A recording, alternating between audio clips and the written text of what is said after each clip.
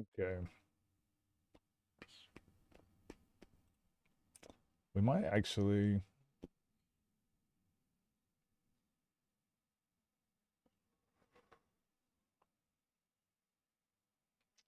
Ball is Life first? Yeah, I watched that one first. Every season.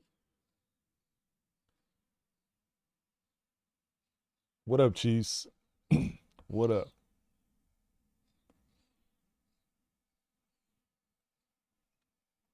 What I missed today?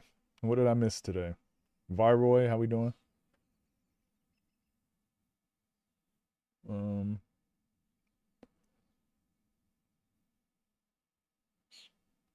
is the next TNC summit confirmed? The date's confirmed, right?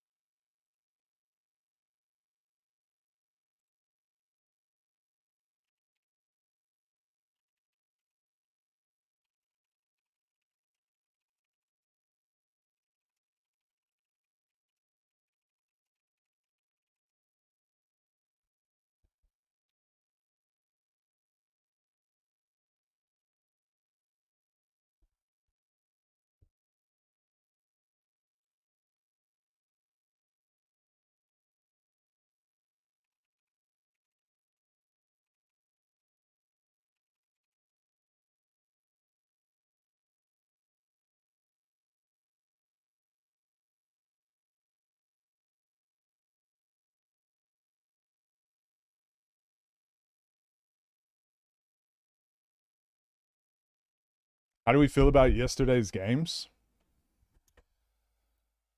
I told you guys. I told you guys what would happen, didn't I? I told you guys I had the script for the OKC game. Shea was gonna they were gonna call those fouls that they weren't calling in game 4, and Spurs are gonna lose. I think I think that's the worst part about the whole this the whole the way the NBA is. Um, the fact that the game will be won or lost or can be dictated won or lost by just like how the game is called from game to game. But it takes like it takes insurmountable odds. It takes like a LeBron James, it takes like the Kobe's, it takes like the Steph Curry's and the Golden State dynasty. It takes like some dynasties to be able to overcome that sort of stuff. And unfortunately, the Spurs are too young. The Spurs are too young to be able to overcome like a few bad calls in a row.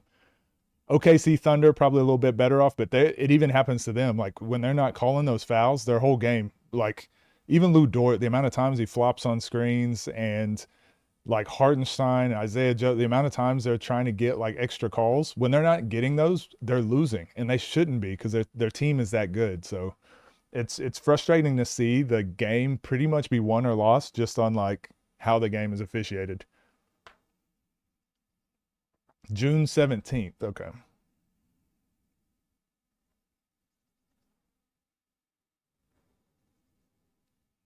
Um,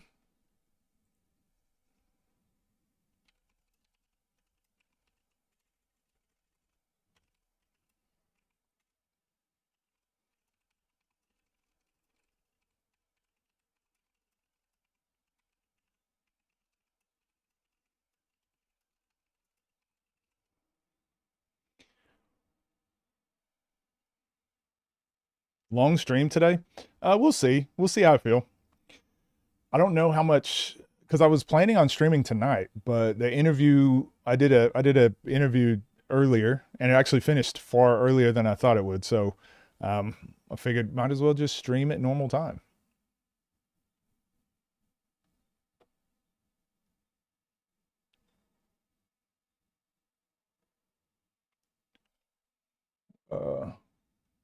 Tell me Spurs were just resting up in game 5 to stomp them in game 6. No, I already told you. It was the way the game was called, and they actually were coming back, and then it just spiraled with like 3 or 4 bad calls, but also like Shea could never get anything going.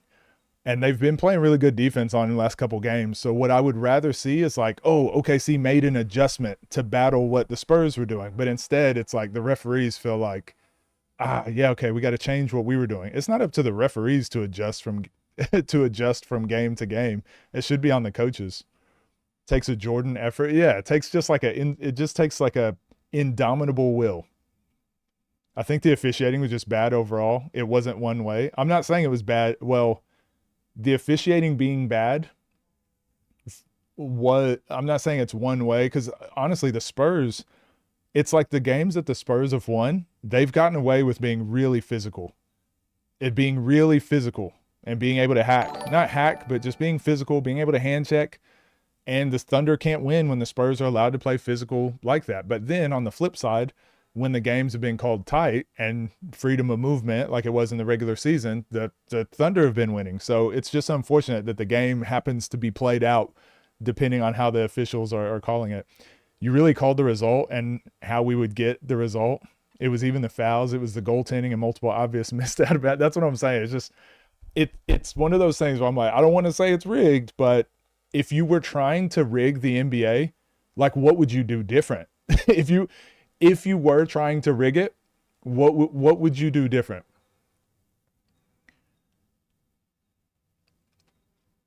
I keep telling people the same thing. I'm a Spurs fan, but it's just not a safe bet for us to win due to the refs and OKC being a great team. I thought of another good emote you could use just after stream, but I already forgot what it was. Damn it. Damn it. I need you guys to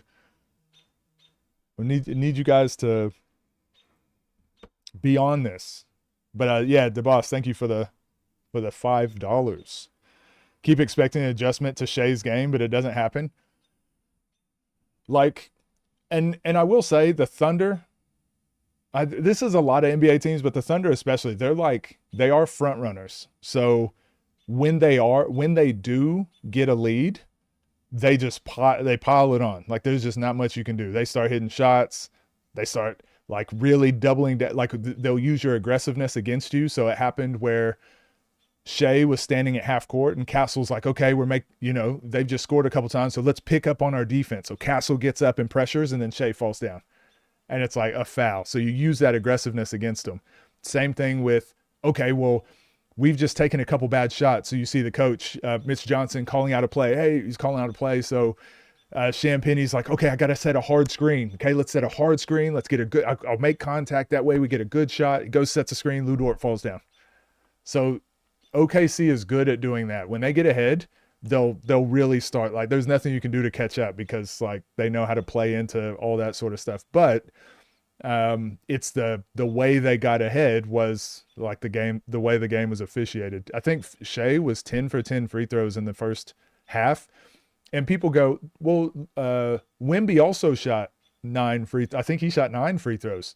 Yeah, but the difference is with Shea, he'll just drive and fall down. So then the next time they're like, okay, I can't put 2 hands on him. Then he does his push off and gets a bucket. And they're like, see? And I'm like, no, but it's because they're calling the fouls. It's making the defense have to adjust. Whereas with Wemby, they just keep grabbing him every play.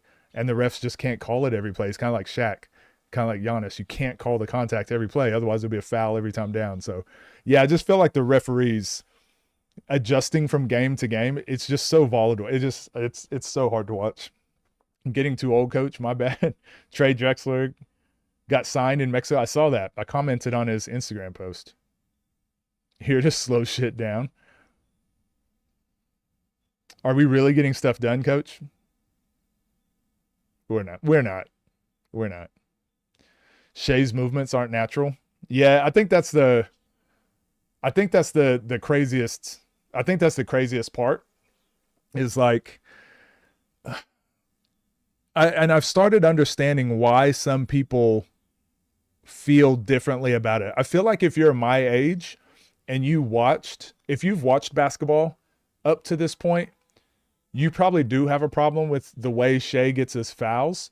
But if you started watching basketball or the NBA seriously 10 years ago and up, like around when James Harden was flopping and whatever, you probably are like, hey, this is not nearly, this is, sorry, Discord wars happening right now.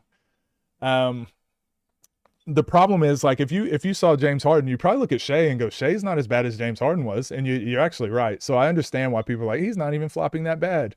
The problem was James Harden got away with it in the regular season, but they never let him have that success in the playoffs. Whereas now we're starting to see Shea do this, where he's shot faking, and then he'll just do like a weird, like he's not even trying to shoot it anymore. He'll jump sideways, kick his leg out, and just get touched. And people are like, see, that's a foul. You can't touch him. It's like, no, you're allowed to touch people in basketball.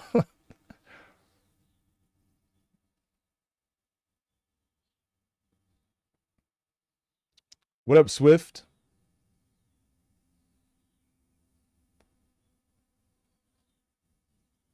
It's sad because it's hard to watch. I love basketball, but sheesh. Yeah, it's tough to, and it's also because they don't need to do it.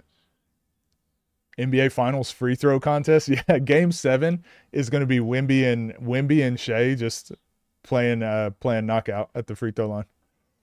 Hope James 75, but don't see. I hope so, James, but I don't see OKC losing 2 in a row. Maybe, but again, if the referees, I'm telling you, if the referees aren't calling those fouls, it'll be Spurs. Spurs are going to win. I just hate how volatile the officiating has been.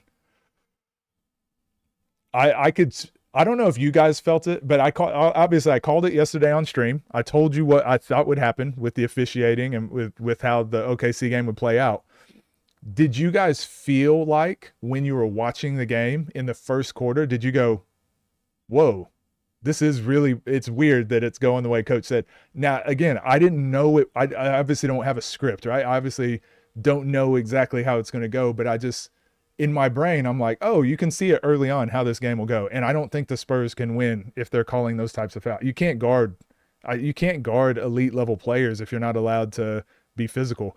And then on the flip side, if they do call the fouls, like, oh, okay, see, Shea's too good at doing this, of course they'll win.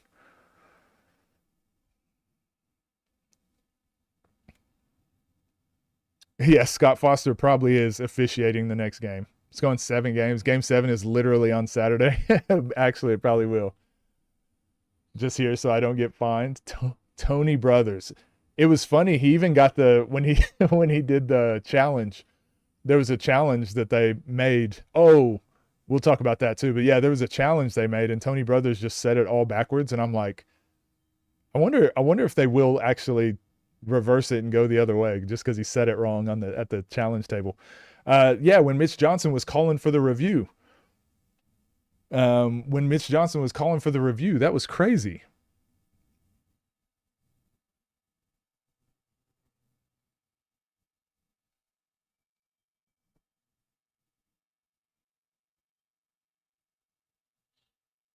Oh yeah, I saw this, Cheese. I already saw this. Scott Foster will probably officiate next game.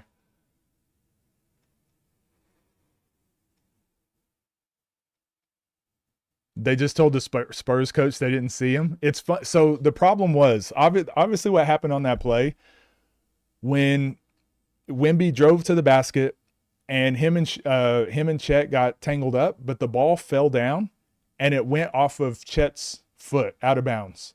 Or was it Isaiah Hartenstein? No, it was Chet. It went off of Chet's foot out of bounds. And the officials didn't see who it went out of bounds on. It was a weird play.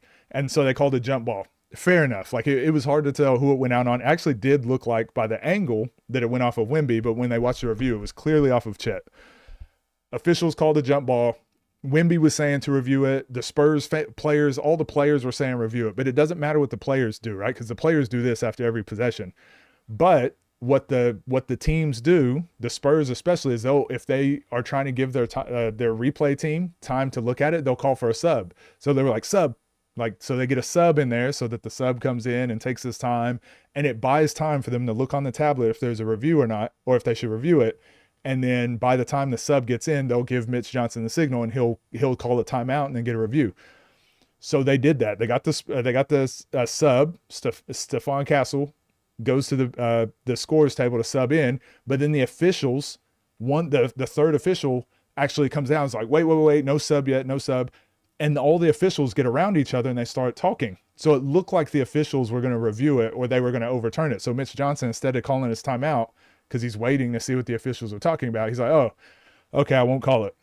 Well, then the officials run back to their spots and then they get ready to inbound the ball. And Mitch Johnson's like, oh, you guys weren't going to overturn it? Okay, obviously I want to review it. And he's doing this in front of the official's face, review it. And then they just inbound the ball and didn't see it, just kept going and ignored it. And it was just that play. The reason that was bad, officials make mistakes, right? And if that were the only mistake, I'd go, okay, look, it happened, spur of the moment, whatever. No pun intended.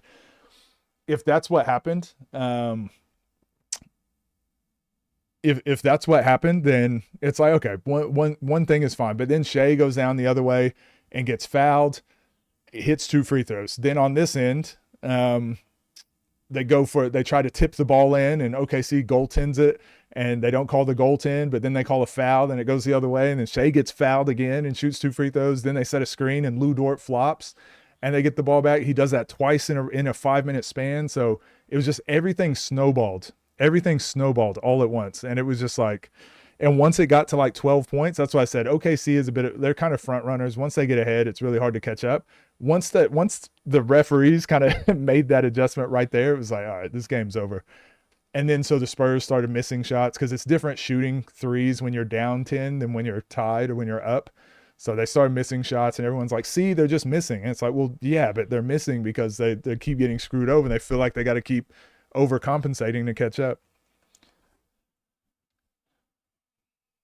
I thought you had to call timeout first. I don't know the rule though. Well, yeah, that's what I was saying. That's why he didn't get the timeout, because he wanted to call the timeout, but the officials actually they huddled together, and it looked like they were going to either change it or overturn it or review it. And then they just didn't. It was like 3 or 4 though. It was like 3 or 4 of those like back to back to back to back, on top of Shai getting all those free throws early on. They have complaints of the refs blatantly ignoring calls for the Thunder's benefits all series. Yeah, but I mean, there's some of the criticisms are of people that don't fully watch games, so they just see the clips. And I do understand that side of it, but it's pretty bad. It's pretty bad at times whenever you're like watching a full game and it just feels like out of nowhere, or from game to game. It's like, why is the officiating so different? I understand it for high school and college, right? Like even college, it's not really, because the referees go to all the different colleges, but it's like high school for sure. When you're going to a completely different district and it's different referees and different teams and whatever, it's like, okay, the officiating is going to be very different from high school to high school. But in the NBA, you're using all the same officials.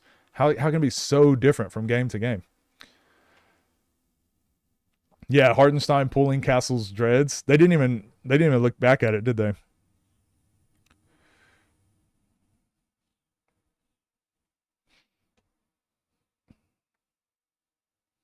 Why do I keep reverse clickbaiting my titles? I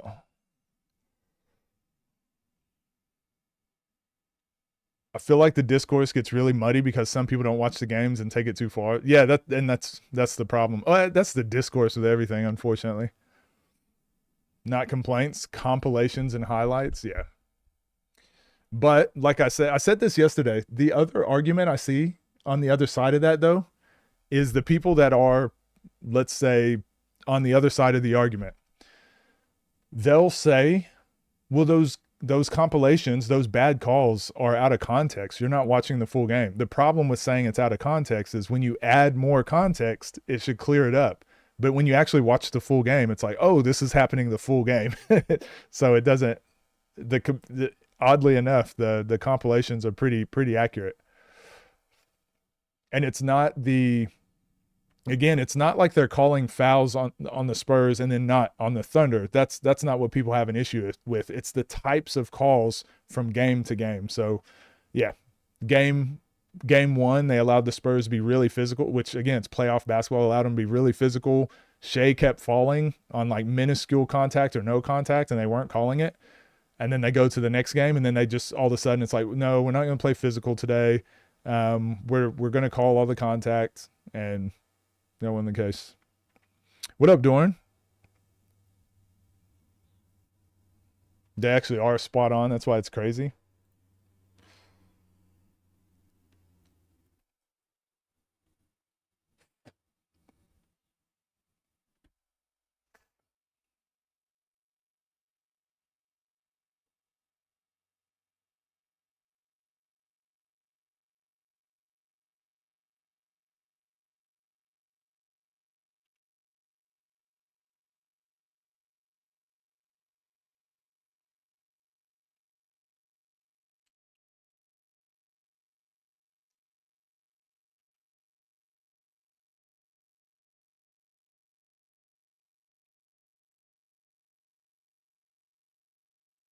Um,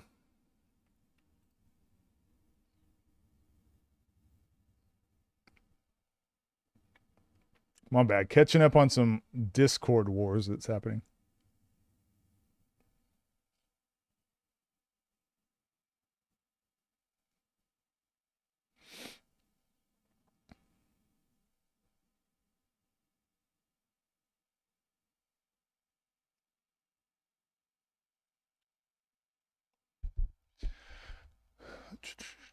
Even Neymar never flopped as much as Shea.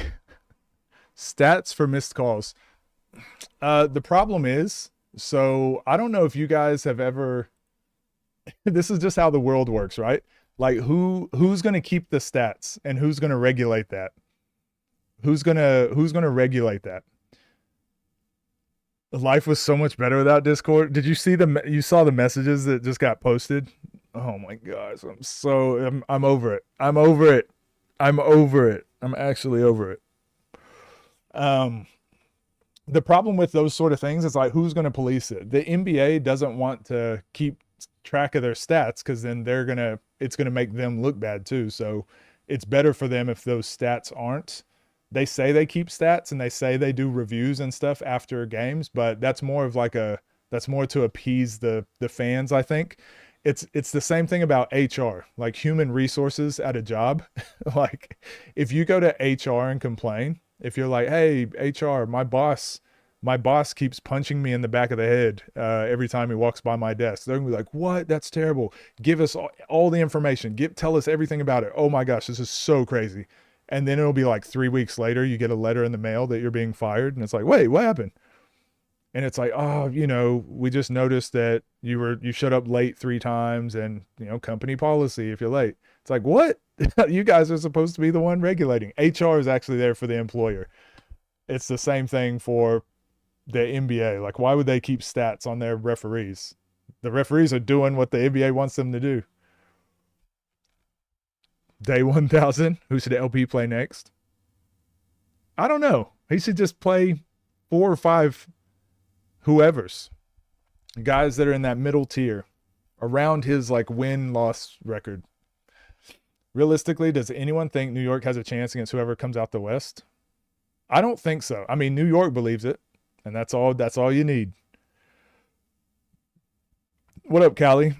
Just think for the Spurs, it's going to make us a lot better for the coming years being exposed to this. Yeah, maybe.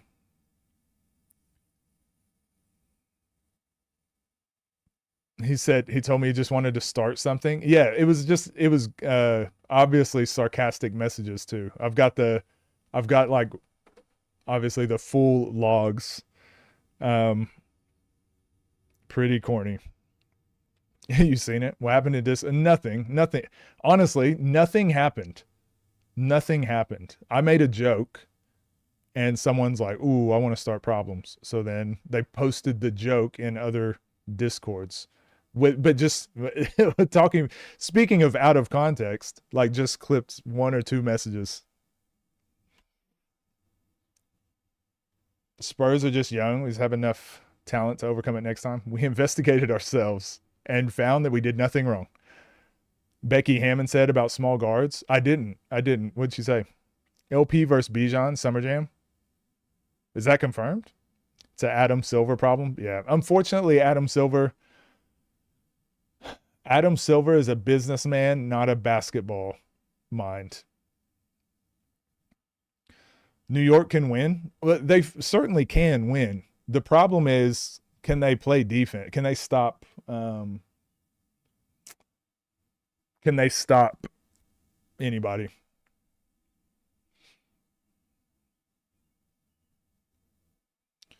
Yeah, I think that is weird that NBA referees ref for so long. There should definitely be either more or they should be cycled out more often. LP versus Scar would be good for both players.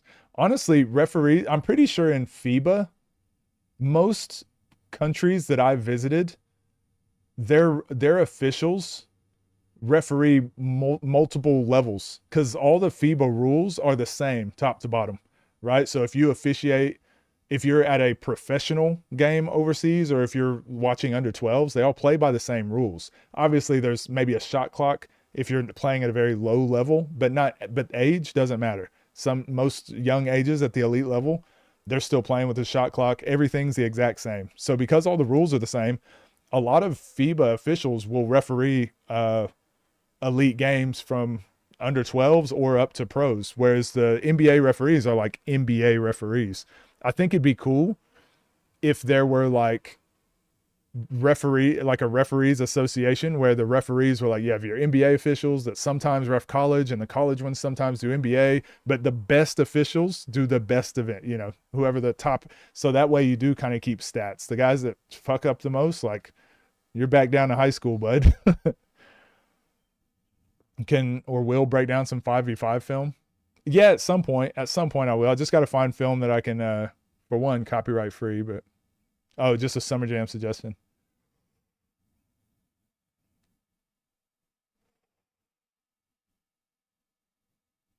Have I ever recommended a bad vid? No, you haven't. But that's why I'm keeping it. We're keeping you around. We're gonna save it, till on a day that we really need a good video. Jalen Brunson too small. If your best player is too small, you won't win. That's actually, is that a Becky Hammon? Is that a Becky Hammon quote? That's actually I've actually heard that forever. I've heard that's been a talking point I've heard forever. Try that dunk tip you were talking about yesterday. I got rim stuffed on a between the legs dunk yesterday. You don't really, if you're trying to go between the legs and dunk, you probably don't need dunking advice.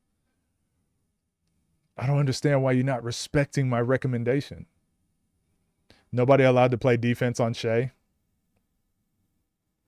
What up, Trenton? They don't understand their impact. Yeah, for sure. That's probably true. Shout out the refs. She commented it this week. Yeah, I've heard that. I've heard that forever.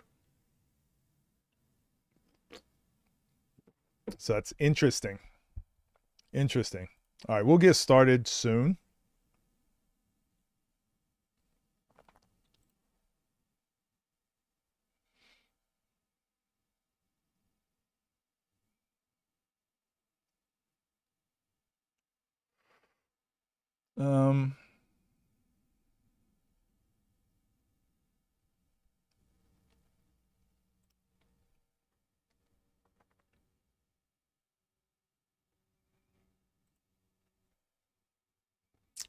Golly.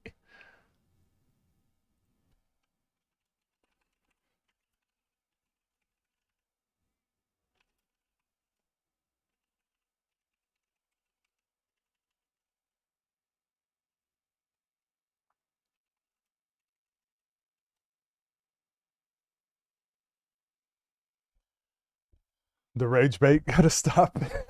No, never. Need all the advice I can get. Just went to try it and I was surprised I was even close.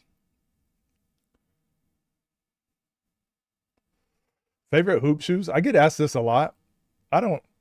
I'm an old school guy. I'm an old school guy. I always like the old school Kyrie's. It's like his second edition, the second shoes. The old school Kyrie's. I always liked. Like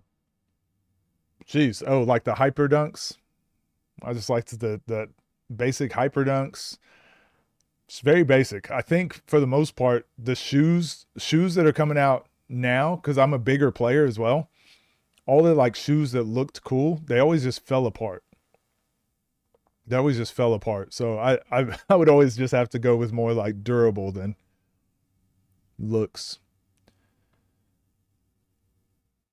That game Tricky had was nice. Yeah, it was a fun watch.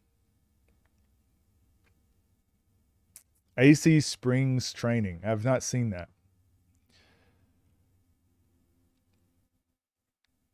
Hyperdunks throwback. What's on the agenda?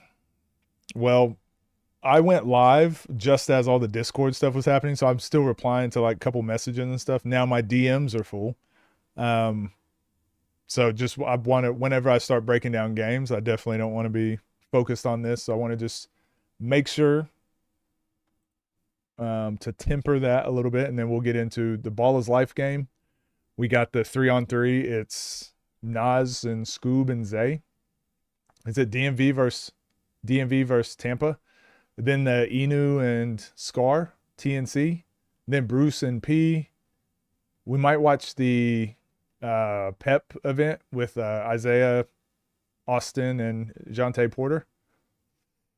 And then, yeah, that'd be 1, 2, 3, 4. That's five games. If we get through those 5 today, I'd be happy. KD 14s. Well, I had a pair of KDs, and I really liked the shoe, and it was like my 3rd day of practice. They already broke. So even though I really liked them, and even like they were comfortable, every time I owned KDs, they always broke on me super early. 6'3" considered a small guard in the high level basketball world? No, 6'3" is about guard height, depending on where you're playing, like point guard height. Did I ever have a pair of Starburys? I did not. If anyone wants to see Swift client lists, check in Discord. 6'3" isn't too short? No. Yeah, we watched MacMan's 1v1 yesterday. We watched it yesterday. It'll come out at 3 p.m.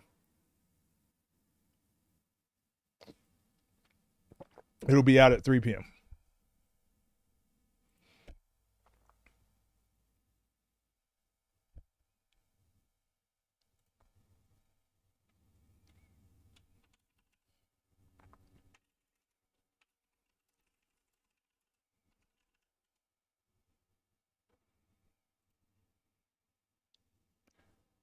Swift sent me a video of him dunking.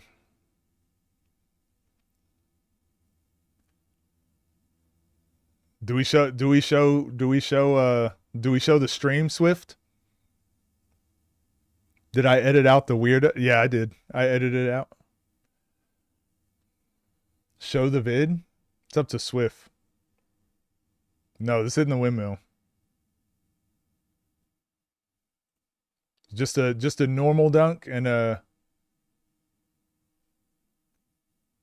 between the legs. Swift stealing your cousin's highlights.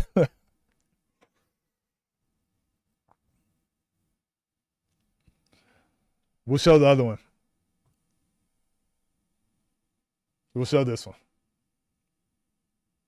We'll show the made dunk. Okay, there you go. You guys got to see that. You guys got to see the 2-hand dunk from Swift. That's AI.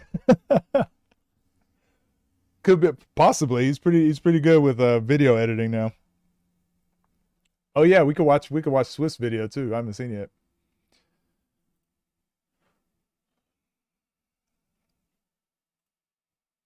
yet. All right.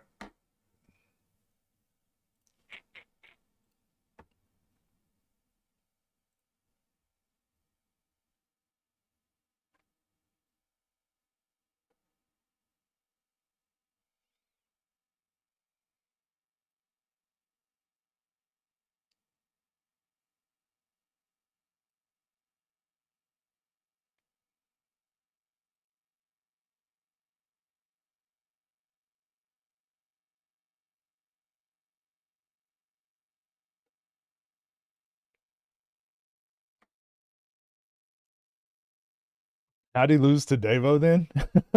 Wait, who? Talking about Swift? How'd he lose to Davo? All right. Let's get ready to watch some games. So you guys can choose. Do you want to watch? I'm kidding. I actually don't want you guys to choose. I don't want you guys to choose because I actually just want to watch Ball is Life. All right. I want to watch the Ball is Life 3v3.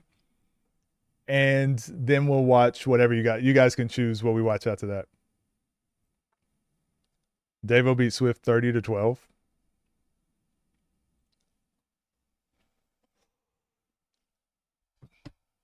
All right, let's watch this. What's up, gang? Hope you're doing well. Weird start to stream today. Weird start. Sorry, guys. But we're going to clean it up with some Ball is Life 3v3. He started talking disrespectful after this game. Nazir Core versus Uncle Scoob and Zay in championship. Go like, go subscribe. Season builds towards a moment like this, the final game, and we say the best for last. No spoilers, chat. Please, no spoilers, because some people have waited to watch this, and when they see your chat up there and you spoil them. DMV versus Tampa. One team is dominated from start to finish, undefeated, focused, in complete control, and at the center of it all, Nazir Core, quietly dismantling every challenge in front of him, never forcing a moment until it's time. And when the moment comes, he takes over in a way few players on this scene ever have. An MVP performance unfolding right before our eyes. But standing across from him, a wounded DMV squad, coming off a crushing defeat. A game they believed they already had won, until Lamar, alongside KB and Smitty, finally climbed that mountain that stood over New Orleans. Now DMV enters tonight searching for redemption. Zay, Bruce, and Scoob, a trio whose chemistry has carried them through every battle, connected, proven, and battle-tested. But tonight may be their toughest challenge yet, because Tampa doesn't just beat teams, they break momentum. So now the question becomes, can DMV regroup in time to stop the unstoppable? Or will Nazir Core finish a perfect run? DMV, Tampa. The final battle begins now.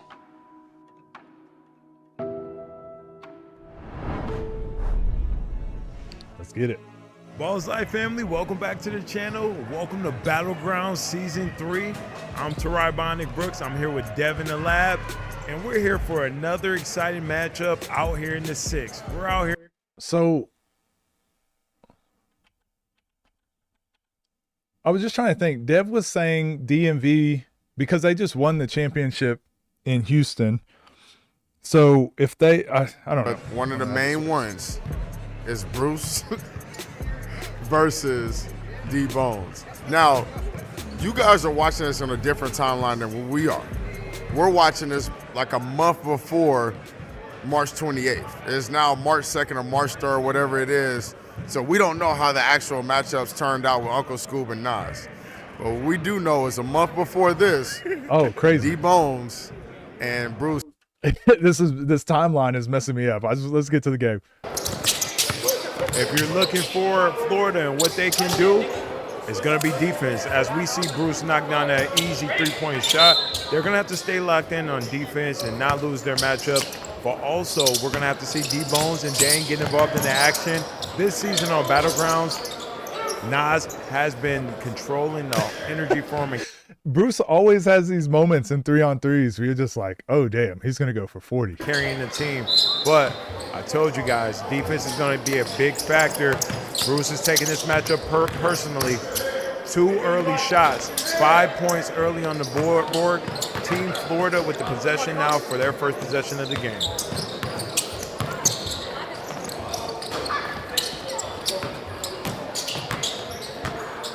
Zay with the clear. Screen from Bruce. Pushing it to the Okay, inside. so this is what they're going to do? Still going to be a tough shot over Dang. Oh, I like that. What gets Dane is physicality. Took the words right out of my mouth there, Dev. There we go. Up and no good for Nas. Out of bounds.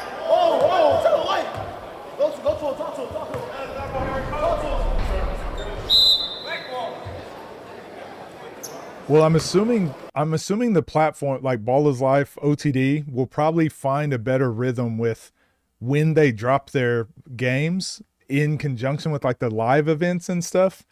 I think they'll find like a better rhythm. I think like at the moment it's just kind of the Wild West, but Ball is Life is getting as the weeks go on, like they're getting more consistent with how they're dropping them and dropping them in order. I think OTD is going to kind of do that same formula. So I'm assuming this will be in a better timing as time goes on. Okay, ref changed the call. DMV's ball, 5-0. Shot goes up. Still trying to find it. Because that's what makes this Battlegrounds thing so entertaining, is like seeing the lead up that it's going to build into in November. 4-0 start. Over to D-Bones, wide open three. It's good basketball. Nothing. Dang with the. It's just, and this style of basketball is just so much more competitive and just better, higher level basketball than the random team games.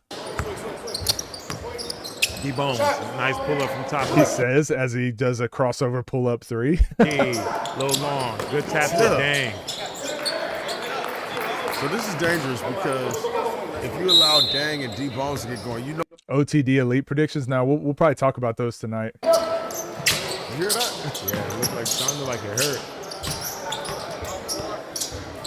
The school step through over to Bruce. Zay on the attack, getting downhill against Dang, got the floater to go. The hoop plus the harm. I just can't see the DMV losing back-to-back games. This is a good example of why I have a problem with Shea. There is a way to draw contact and play for the foul, but like still play basketball. Like this right here, Zay takes the bump.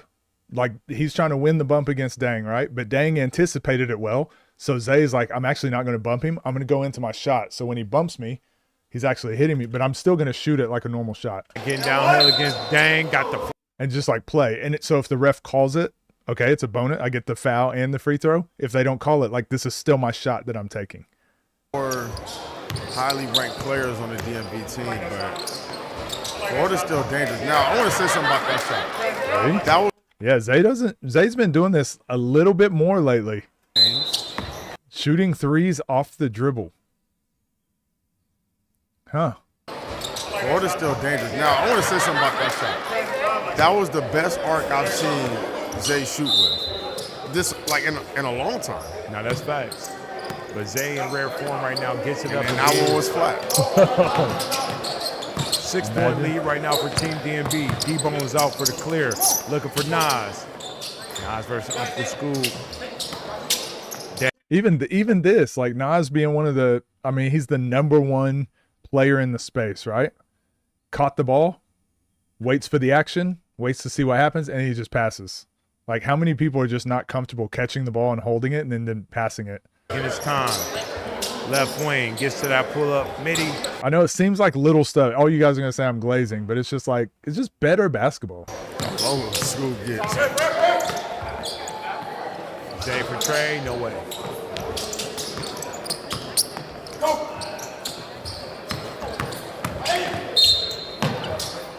Nasir Kaur getting aggressive now for the first time. Oh, y'all got to AK. make your mind up. There's a basketball.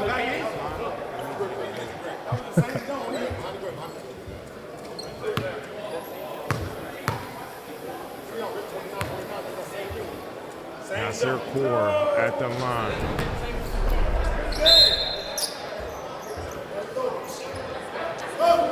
Nas gets a pick and roll. Gets a switch that he's probably looking for. Bruce on him. Plays. And then this too, just getting comfortable with, remember we were talking about a Scar game the other day, right? A lot of people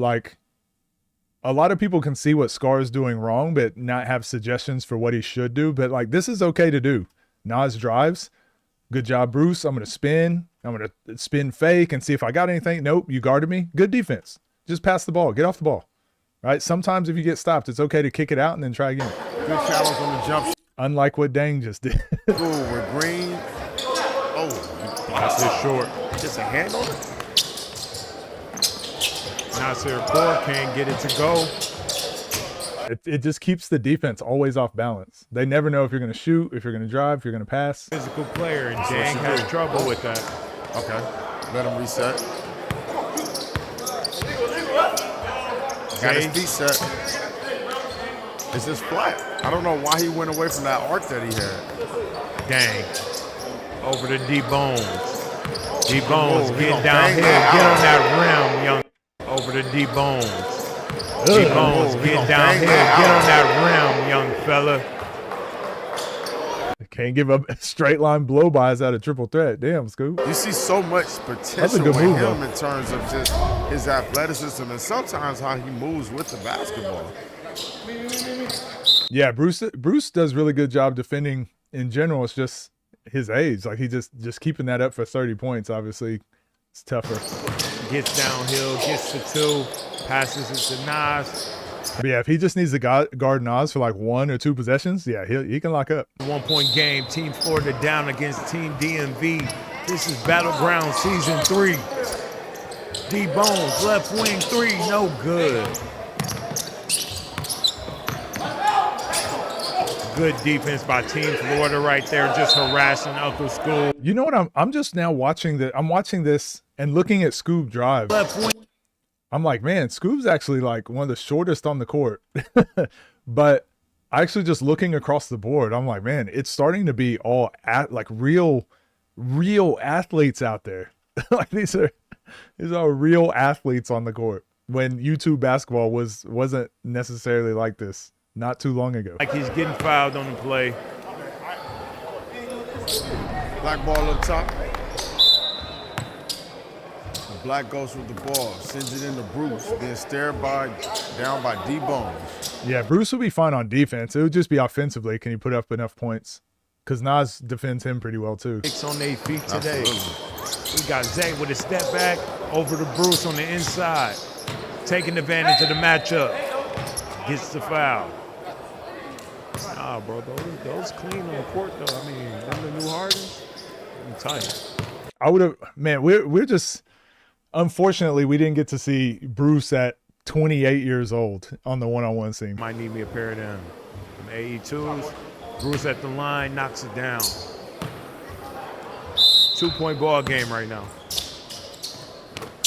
Bruce looking to get active against D-Bones, surveying the floor.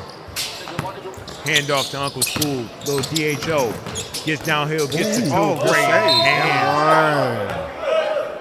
Good hands by D-Bones on that play.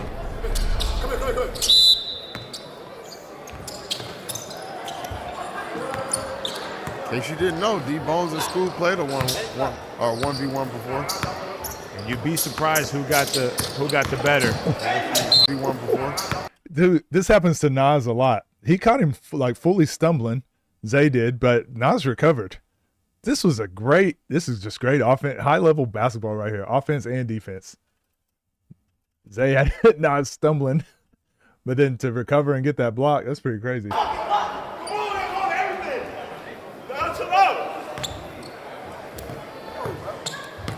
It's funny because D-Bones has been in a lot of good 1v1 matchups, and I want you guys, and I encourage you guys, like Dev said, go do some of your homework. Go watch some of those early games. He's taking Talk out, about that. That really surprised the heck out of me. taking out some top names. You don't know if he'd be as skilled. His skill is compensating for his athletic ability. What? No, Bruce was a defensive player of the year, I'm pretty sure, in his conference in college. The crowd's still around out here in the 6 for Uncle School. If they watching his show. Team DMV really wants this game. If they have any chance of coming out the Season 3 champions or a tie. Oh, yeah, Zay with a step-back tray, and it's That was good. silky. Nothing but the bottom of the net. Zay's starting to shoot step back threes. Like, okay, what are we doing? What You now? know Team Florida can get back into this game. They got the firepower. You have yet to see Nas really go. But I think you guys are overrating skill. Bruce, like the 1v1 scene, for the most part, the player that's more athletic is winning. It's not the player that's more skilled. It's the athleticism. So now take Bruce with his defensive ability of what it used to be and then have him play when he's like 28 years old instead of now, was he 35? Yeah, he'd be a completely different player because all he has to do is get downhill and try and finish anyways. But defensively, he'd be getting stops. D-Bones wide open. Spin. Gets downhill. D-Bones wide open. Spin. Gets downhill. Leaves it long. Late foul call on the play. Team DMV is not happy at all with that foul call. The best players aren't the most athletic. Who are the best players to you in the scene? Who are the best players? I'm going to go ahead and sit down over here because I'm not too happy with what's going on. You think that's a big cope? Who are the best players to you in the scene? So who is fouling and who's not? Because both teams are pissed at the refs. Team Florida want to be outright. Team DMV looking to tie it up. Nasir Kaur can't get the three to go. Uncle School with the clear. Oh, Flow game. What? Oh, that was such a weird possession.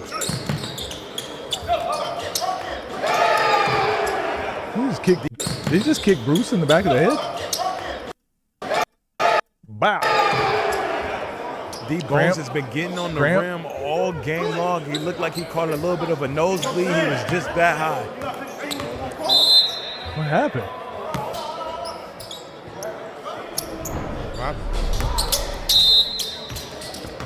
What happened? We are back to it. Was he got altitude poisoning? Too high in the air? Team Florida with possession. Nas working against Bruce.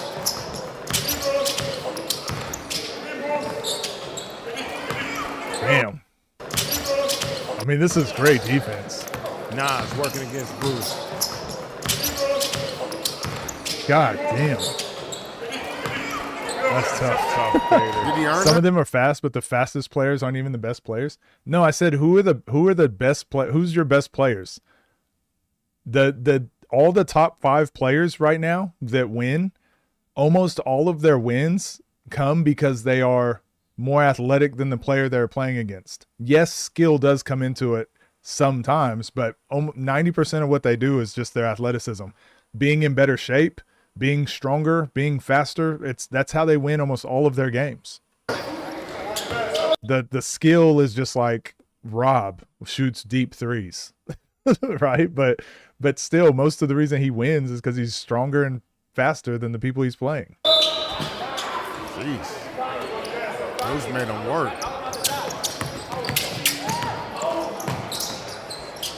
Good pass. A little bit of a crater by Dang, but it's okay. He got him on the elbow.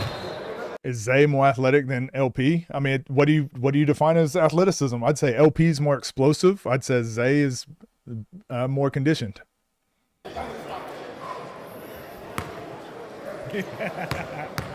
And for 1v1, what's more important, being explosive or better conditioned? Wow. Turns it over. Wow. 6-point ball game.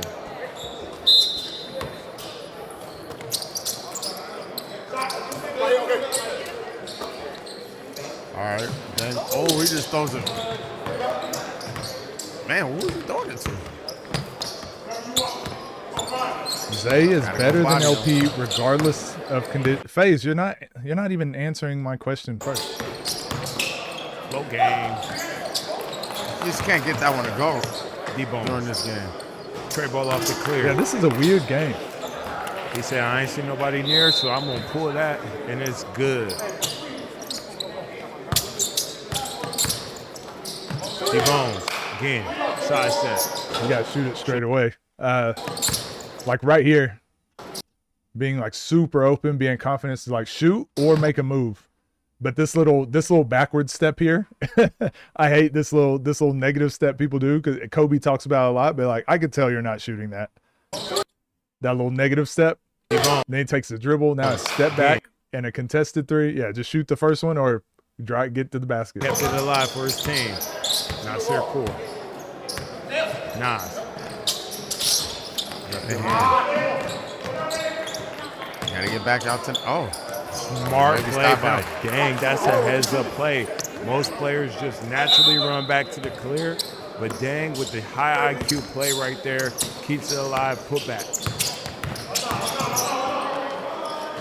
That shot was by Nas. Fucking like that. Fucking like that. And they're up by 1. With Nas chilling. D-Bones is taking this matchup personally. 3, can't get it to go. Zay with the board. Uncle School. Oh, Maybe. No way. He made him rush it a little bit. D-Bones showing off the handle a little bit. Behind the back spin. Takes the contact. Give me a lay. No lay. That's not a foul. Uncle School. Step back. man, this is very fast paced. Bruce on the inside. That's what was working for them early on. They might need to just keep going back to it. One, he was struggling to finish around the rim. That is so different here in season 3. This is an improvement.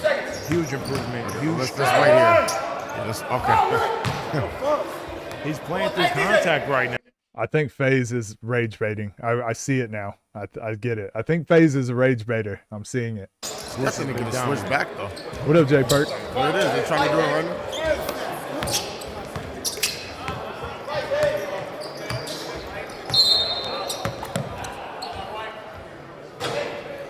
Just the poise and veteran leadership. Yeah, this game and that Toronto and NOLA game, I think it was.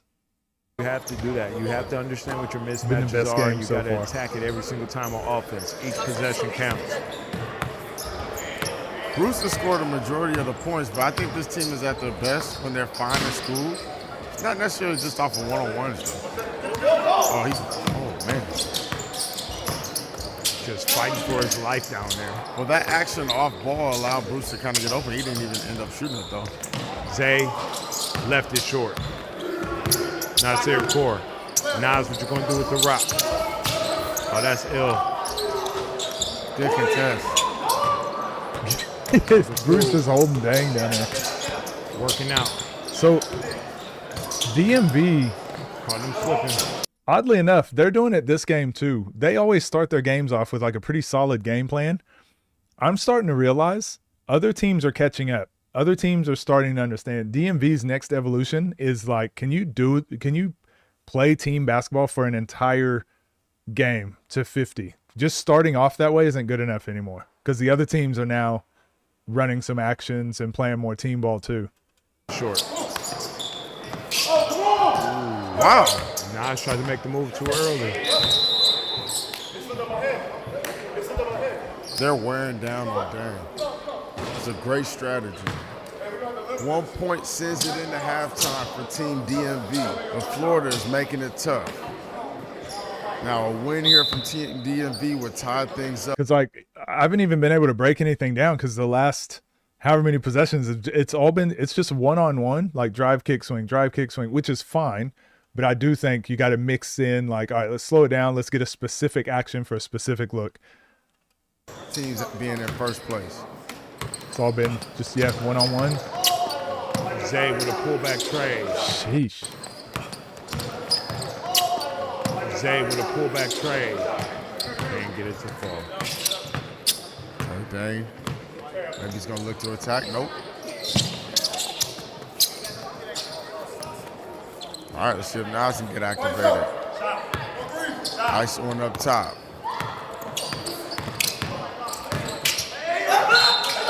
Oh, I don't like that. I've never seen. We've got the shoe angle. We've got the floor angle on this drive. That's pretty clean.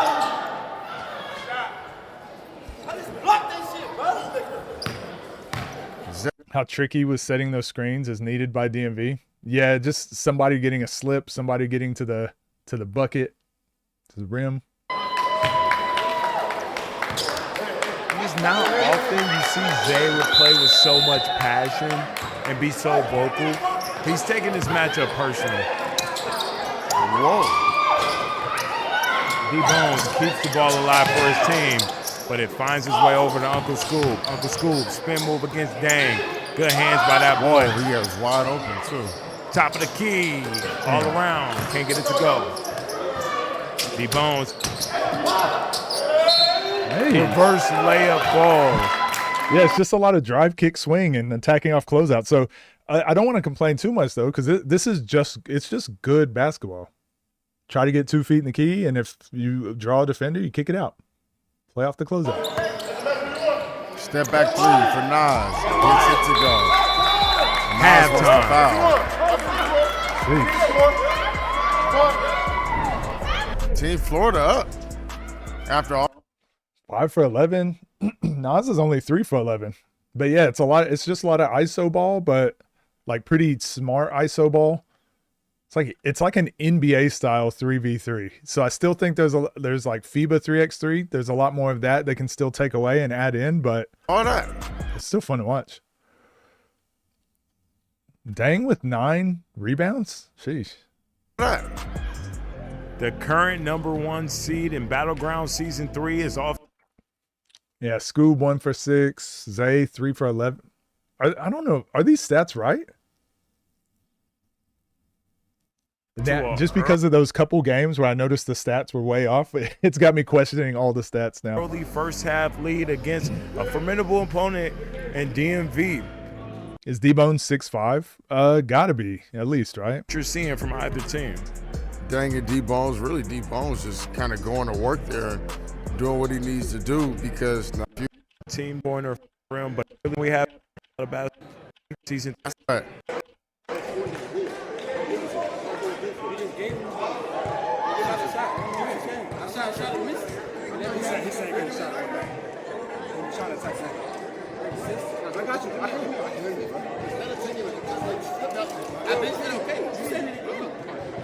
Bro, come here, bro. I'm good. I'm cool. Bro, y'all niggas. I said okay. Bro, I'm getting my time good. Say myself. Yeah.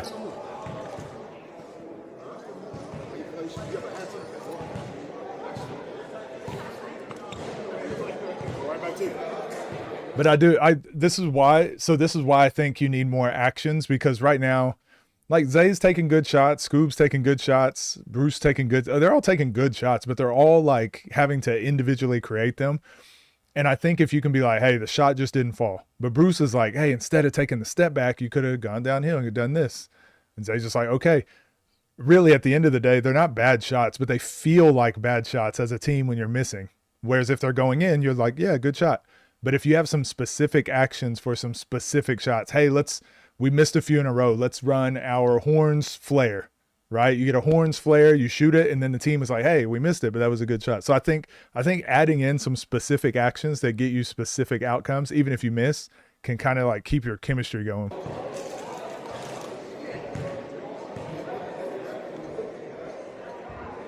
Oh yeah, awkward pause.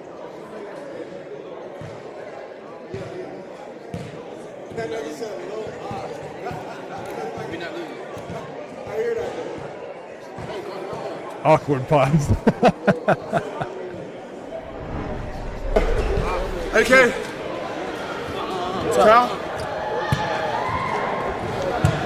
Give me more for him. Oh, he gave him a napkin. He said towel. Oh, man. Oh, rough times over in Toronto, huh? Y'all just handing out napkins instead. Oh, rough times. Rough economy. That one right there. It's set on my hand, too, so I already know how you're feeling. We're good. Hey, if you move faster on the rebounds, you'll get them.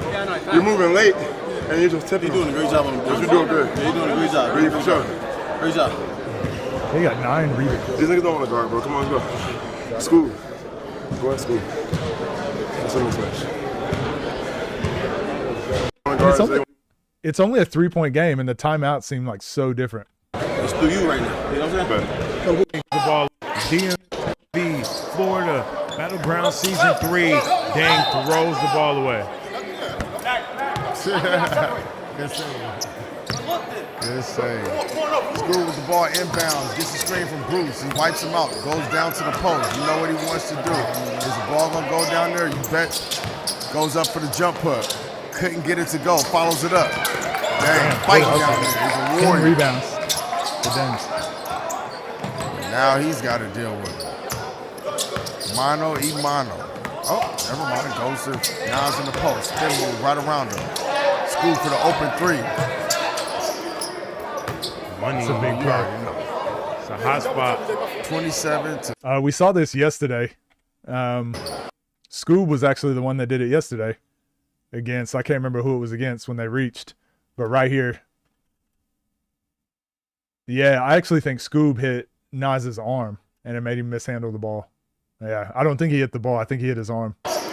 27.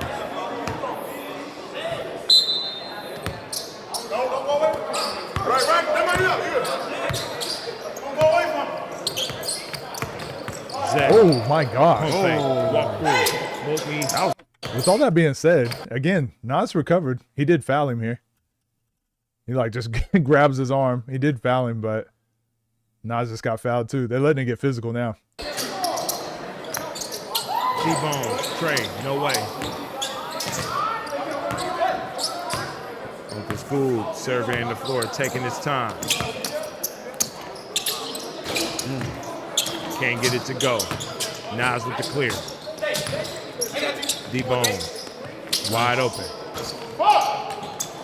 Good rebound by Nas. He forgot. He was guarding like he had to clear it. Man, they're just outworking him. Heads up play. They're outworking him. It's still only a 2-point game, but And yeah. you can go straight back up with that rock. Easy scores. 2-point ball game. Dang, getting to where he needs to go. Dang. He almost took out. Oh, he did take out the ice Legends banner. It's cooked. Out of there. Dang, right wing. Left to right. Gets to 2. Passes to DJ. you guys see what I mean? Of like, there's not a lot to break down because I could get into the weeds of like dissecting every single drive, what they should do better. But really, at the end of the day, I just think it's off ball. They should just set more off ball actions with purpose. But really, they're just like trying to go one-on-one. Okay, didn't get anything. Good job, kick out. I'm going to try to go one-on-one. Okay, I'm going to take this shot. Both teams are just playing this way where it's like try to go one-on-one. If it doesn't work, kick it out. So it's a lot of individual 1v1 ball, but it's like patient. I don't even know how to explain it. It's just very patient 1v1 ISO basketball. Like they're not taking a ton of bad shots, but they're not getting easy shots through actions often. Deep 3, Nas court. That was a good one. Dang. Oh, just smoked the leg. Great look off. Nas runs out to the 3 for the clear. No good. Oh, tip over to Dang. Nas is just hustling. Extra pass. Dang. Top of the key. It's good. Timeout on the floor. I think D-Bones is 6'5". I've never seen him in person. Absolutely. Got him even. Keep giving you the ball if you can't make a pass. Listen, you gotta throw that slip. We can't keep giving you the ball. If you listen. We can't keep giving you the ball if you can't make a pass. I got you. Is niggas helping? I got There's you. people open. I got you. You gotta be able to make a pass. That You slip gonna wasn't score. open. So I got Okay. I can still shoot that short. Okay. I'm just saying. Okay. It's been many times. I don't want to force it. I'm not talking about I made that. Shut up, real quick. There's many times you get to, you don't have no shot, and niggas is relocated for you to be open. You gotta know how to make a pass. So if you don't have the ball in your hand, you gonna have the ball. This is kind of what we were talking about, right? Being a little bit more patient on your drive. Hey, I like it. It don't mean I'm shooting it to you. Not doing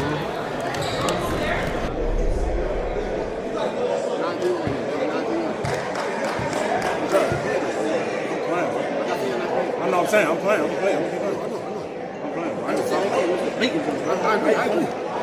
Battery in my mouse.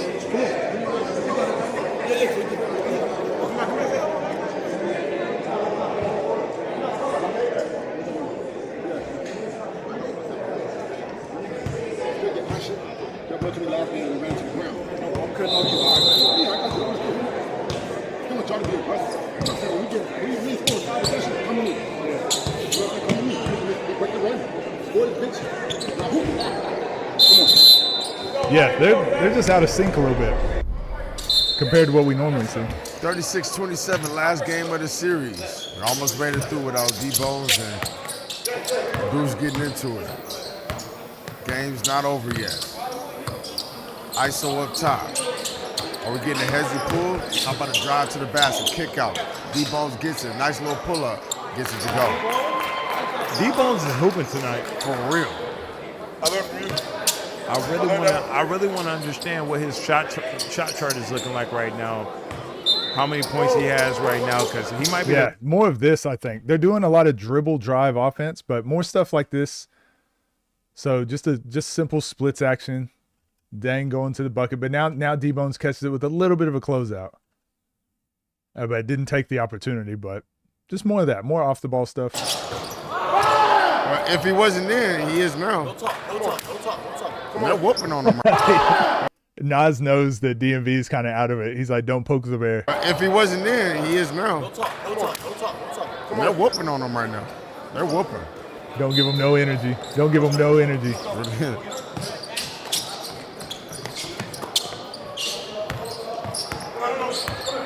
41-27. Team Florida putting on a display right now, shooting the lights out. Led by D-Bones. Almost steal by Zay. 5-on-5. Is Zay giving us a dunk on the other end? Of course. I ain't never seen Zay dunk.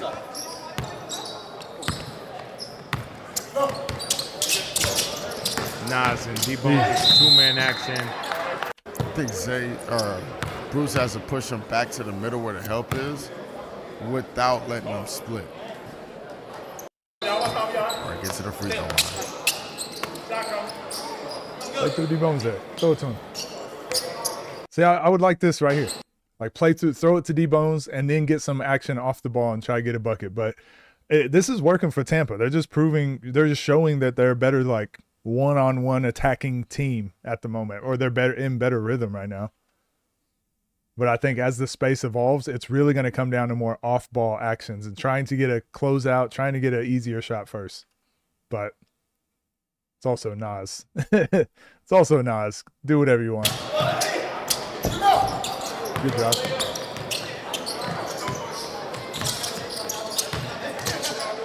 Zay with a couple of moves. Keeping D-Bones on his toes. Great defense. Pump fake. Over Uncle School. Right over Dang's head. Turnaround jumper. Nothing. They're just guarding him well.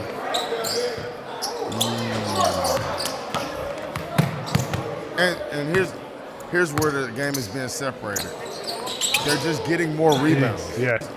And honestly, yeah, I can overthink it all I want, but Dev's right. They're just out rebounding too, getting extra shots. They're hustling to the ball better. That shot by Nasir Kaur hit every part of the rim, then dropped. Yeah, we're gonna watch Scar Inu. Florida is having. Nas has been hooping. D-Bones is hooping. You can't forget about Dang. He's doing a little bit of everything for this team. You normally see Nas kind of ISO more in the second half. Good move. Golly. Great spin, floater. Oh my God. Good move. Great spin, floater, and one.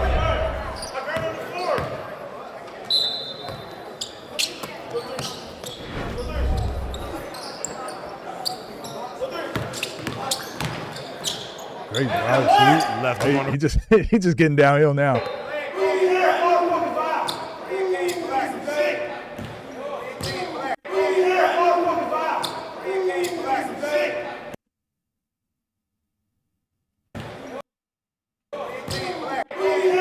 So it's been chill. It's been super chill.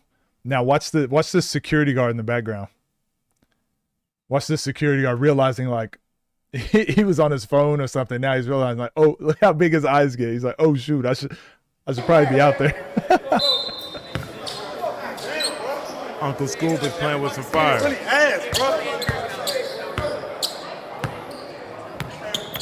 Oh my God. Step back, tray ball. Short.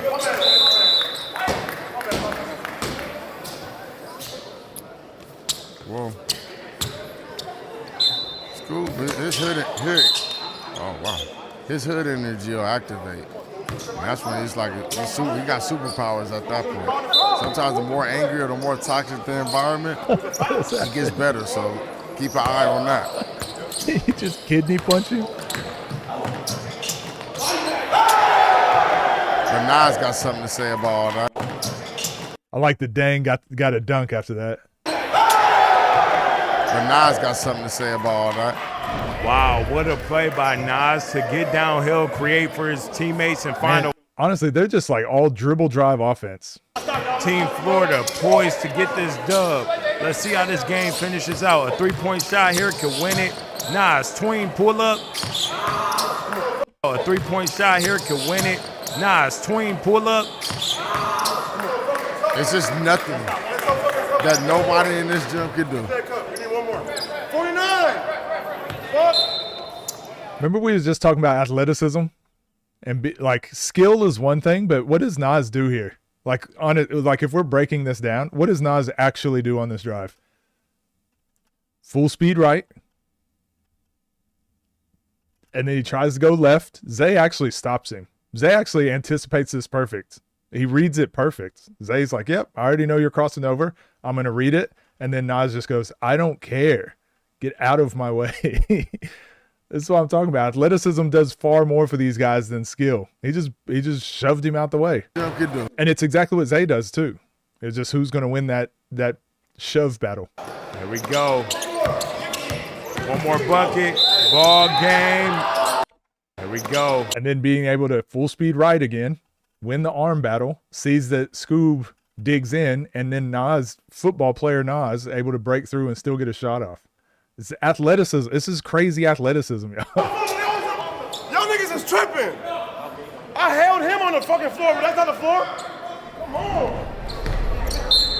All right, it's money time. D-Bones, back to Nas.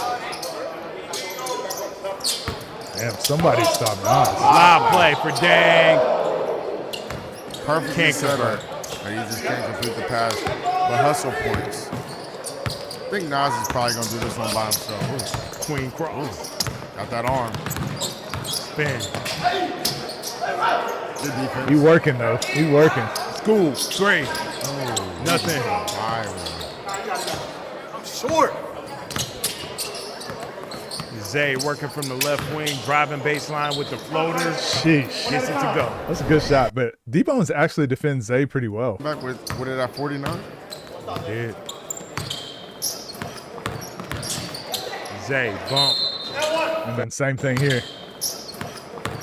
Zay shoved the hell out of Dang. He just does a great job recovering though. Zay, bump. Fade. It just has to take his hand off of him, but that's pretty good defense. He's sick. At least it's on the ground. If he held him on the bounce, about this. Sick.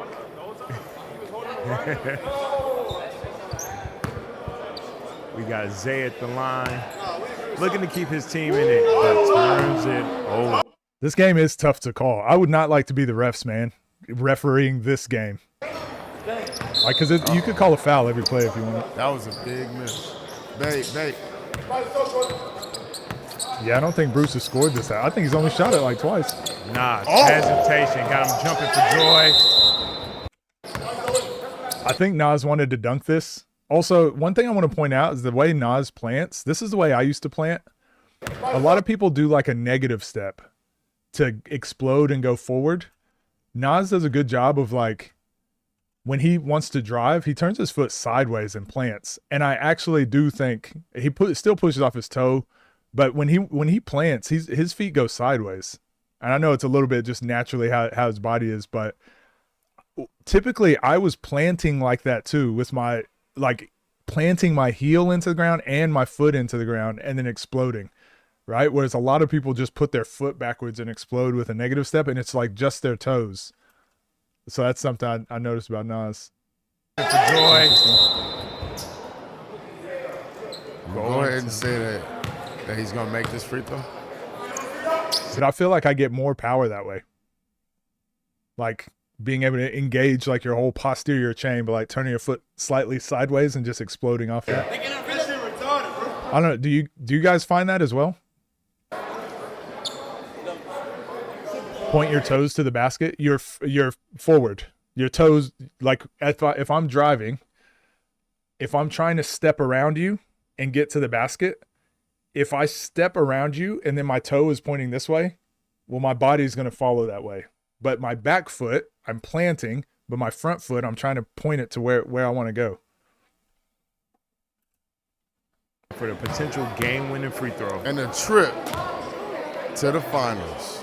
Battleground Championship. See you there. We'll see you there. Team Florida with the victory, 50-33 against Good TMV. game. Hey, all I want That to was say a really good game.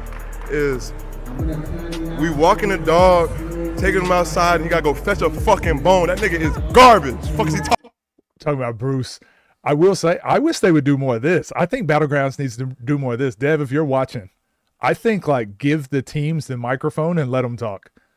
talking about? Fuck. Nigga beat me by fucking 9 off fucking free throw. He's bull. This game, he sucks. They suck. It's our niggas versus everybody, fam. It's Florida versus everybody, fam. We gonna go to the next Rebounds, battleground. 13, 6, We're gonna do it again. I don't want to hear nothing else. 9, 7, 5. Yeah, it was rebounds, really. Nas, it's like you chilling in the first half, but when the game's on the line, you're leading, you're drawing up plays on the last play, trying to get a lob for Dane. You take over. What is it like for you as a leader? I just have complete trust. My team trusts me. You know what I'm saying? They do all the little things to give me my breaks during the game. And we got two elite talents. Like Dang's an elite defender and scorer and cutter and everything you need. He's a great glue guy. And D Bones is somebody that when he plays to his potential is one of the best on the scene, no question. You know what I'm saying? So it's just me trying to fit whatever role I need to play. If I'm not making shots, facilitating, being a leader, rebounding, defending, whatever I gotta do. So, you know, DMV, they was the last champs of last season. Team Florida ain't never been in it. I was injured the first 2 seasons. So we came to show why we, you know what I'm saying, who is who he is. And I like that. I like this too because this is part of basketball. Nas told D-Bones at one point, remember he said, shut up, listen. Obviously he didn't mean like shut up or whatever, but you know what I mean? Sometimes it gets like really intense, but being able to be in the heat of the moment with your teammate and having that like, shut up, listen to me right now, and being able to lock in and take that criticism, be like, whatever, let's win this game. But it's like sometimes you go through that fire and then afterwards, yeah, we cool. It was just like trying to get shit done. I don't know. I like how teams, I like seeing team chemistry and stuff like that. It's pretty cool. Dang, the strategy was clearly to post you up, to try to get you tired. You found a way to get baskets in the midst of all that while you're hustling, while you're playing defense. What were you looking to bring to the table today early on? Like Nas said, just being a glue guy, doing whatever I need to do, whatever, switching, playing defense, you know, cutting, getting offensive rebounds, just doing anything I do to help the team. We had D Bones going hot early, you know, he brought the energy for this game, so we needed that. And then Nas, you know, like he said, he just gets in where he fits in, he's gonna do it in spurts. You know what type of caliber player he is, so we weren't worried about that, but just doing what I can do to help the team win. Team Florida with a chance, or they earned their ticket, they punched their ticket to the Battlegrounds Finals. Congratulations on the champs out in Toronto. Shout out to Yeah, this was a great game. I'm sorry I didn't break this down that much. My brain is kind of foggy today, but it was a really fun watch. I'll be better. Okay, I kind of just reacted to this one, but yeah, this was a really good game. Really enjoyed it, and I just can't wait till Battlegrounds, the large Battlegrounds event in November. Can't wait. That was a fun game. That was a fun game. I think just imagine we have like, it's going to be Tampa, DMV, then obviously the other teams that win their series, but imagine all of them now in a tournament for money. Like it's going to be such a crazy event. I can't wait. That's why I said, like, I don't even think most fans, I think Ball is Life needs to do a better job, or maybe it's just not time yet, but they gotta, or maybe that's my job. Maybe that's what I need to do, but just explaining to people that Battlegrounds is cool, but what it's leading up to is like the real deal. What's going to make it more exciting. So I'm looking forward to that tournament. You, Tricky, and Swift going to rep Oklahoma next Battlegrounds. Does Oklahoma have 3 people there even in the state to play?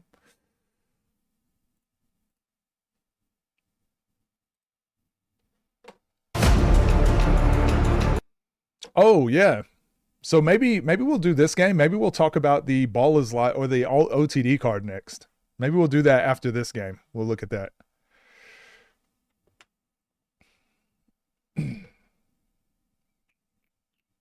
You say Nas really took Frank's place? Well, the thing is, basketball evolves, right? And these players like Nas, well, that's why that game was fun. Tampa having Nas, but then DMV, like the way they've played, they have been like they compete and they play really hard. Someone like Frank Nitti has come in and taught some guys how to play with higher IQ and how to make simpler plays. Well, now that's just going to keep building. These guys are going to keep learning, keep improving, and the players that don't learn that stuff and don't improve, their teams are going to keep losing. So you look at New Jersey, how bad they were. It's not like they didn't have talent. They just didn't hustle. They didn't play hard. They didn't communicate. So yeah, all those teams are going to be getting weeded out, and all the teams that do all the little things the right way are going to keep winning. So yeah, all that stuff will keep translating. What up, Barza? Scoob looked exponentially better in Judgment Day compared to Battlegrounds. I wonder how much of it, too, is DMV already won, so they're already going into the tournament. I don't think they needed this win. I'm not saying they lost on purpose, but I just don't know how much that played into it, or Scoob, knowing he was about to play Nas, didn't really want to go at him like that. I don't know. I wonder how much that played into it, or if Tampa was just that much better on the day. All right, let's get into this Scar versus Inu game. What's up, gang? Hope you're doing well. This 1v1 for $5,000 just ended in an unbelievable moment. I actually forgot how it ended. I did watch this, obviously, TNC Summit. I don't even remember how it ended, but I didn't think it was unbelievable. But most of what Scar does is pretty unbelievable. So this is also Kel versus Lat, June 17th. Have they announced other games on this as well? I think that's a game people have been looking forward to for a while. So go like, go subscribe, TNC. You're here at TNC League. We got the Summit. I was interested how this would look on recording compared to like live stream, this setup. But even with like being able to change the lighting and the color grading and everything, I do like the aesthetic for the recordings especially. Last game was an absolute movie. I don't expect anything less on this game. Inu, you're new over here. This is your first time here at the Summit. Obviously, I like these whatever these graphics are pretty dope too. It's everybody's first time here at the Summit, but first time here at the Freakin' facility. And your last game was against Moon, somebody who really kind of gives you an advanced growth pattern with, like, you just played one of the best guys, and now you're playing one of the top guys as well. But over here, you've been in the gym, lots of shots, lots of workouts. Just talk about, like, are you the itch to play right now? Honestly, I'm just ready, man. You know, I prepared for this for a little minute. I've been talking to Scotty for a while to try to get on the scene, you know, and now I'm here. So you just got to make every opportunity count. So we here, let's do it, man. And you've been, I'm sure, thinking about that 30-4 statement. Nah, that's crazy. That's not happening. But we don't even got to talk about that. Okay. Scar, back on TNC. It's great to have you. You've been putting belt to ass. And I like what you said about, like, just kind of, people look at you as such a good basketball player that anybody that does beat you, they give them way more credit than a lot of other people would get for games like that. So I kind of want to spank that narrative anyways. That shit's whack. But you got Inu over here, another shifty guy, crazy bag. You said you're locking that shit up 30-4. I know in the face-off you said really like 30-12, 30-15. What's the score prediction right now as you're not blinking? A W. It's, man, Scar is so interesting, right? Because he'll be so locked in. Like, look at him, a W, let's go. And then next second, he's going to be doing his, like, alien eyes joking around. It's so funny. It's so funny. It's like, it's his gift and his curse. W. I'm in the game right now. I don't care about none of that. I'm just ready to win. All right. You ready? All right, we're about to find out whose ball it is. We got white over here, black over here. Oh, yep. I'm not going to flip it again. White ball. All right. Hey, y'all. So, yeah, if you guys want these coins in, like, merch boxes, we can probably throw them in there. But appreciate you guys tapping in. Make sure to, every time that we do the Summit, if you've been enjoying this, we got more and more coming. The next card already, we already know we're going to try to make that Malik and Zoe game happen. Let's see what this does.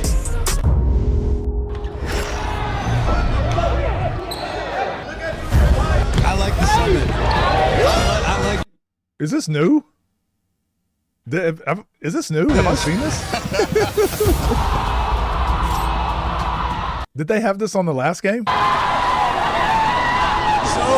can win it here in what's been the best game I've seen in a long time. We've seen this story. These are not scripted if this goes in.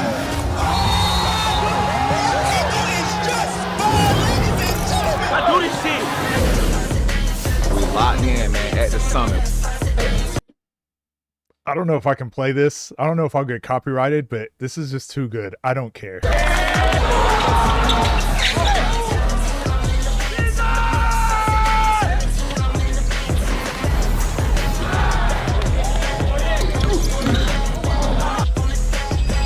Oh, yeah, this turned out really nice. Good bump finna come on, man. Make sure y'all tune in, man. Give me some better, man. That's what I was saying. That's what I was saying with the Scar. Like you never know what.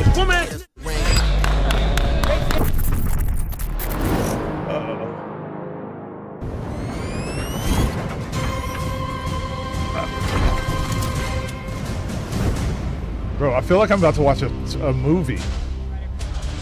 Here we go. I'm about to watch an IMAX movie. And I paused it right when Scar being Scar again. Here we go. A shifty matchup of Inu versus Scars going down, ABC crew. Yeah, their editor eating real good right now. Man. Here we go. Come on, man. My game of the night, fellas. It makes me hard to top that boogie. And so, oh my gosh, travel. Okay, that boogie and so set the tone for the whole night. Yeah. So it's going to be hard to follow that. So coming down after that one. For sure.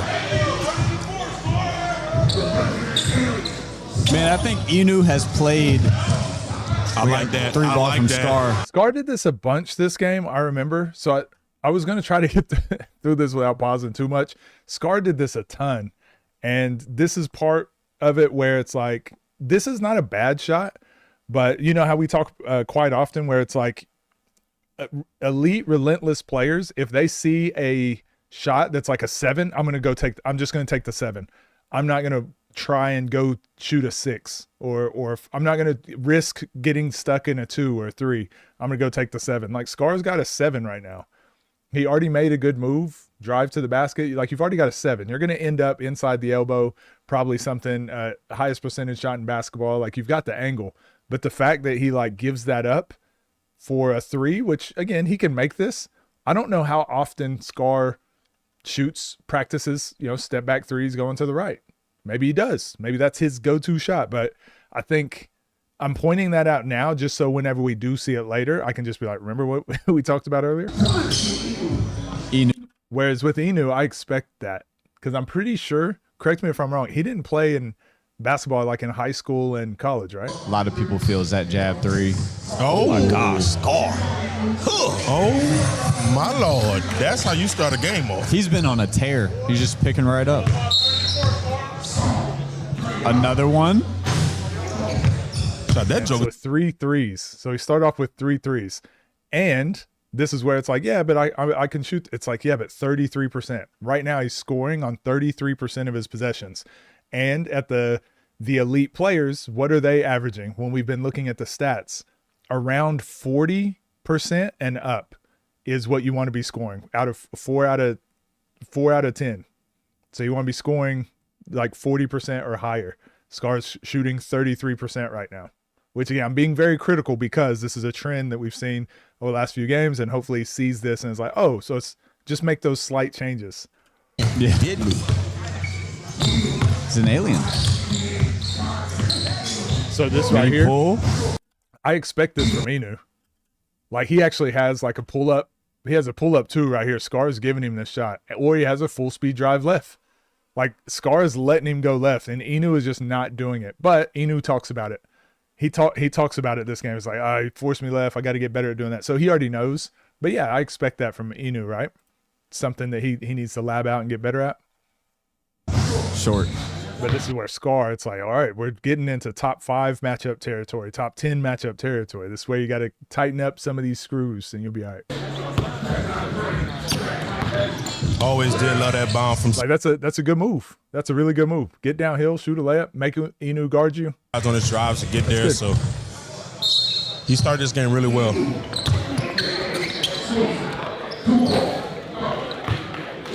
Slow start from Inu. Bro, not every time, bro. Watch out. Not every time, bro.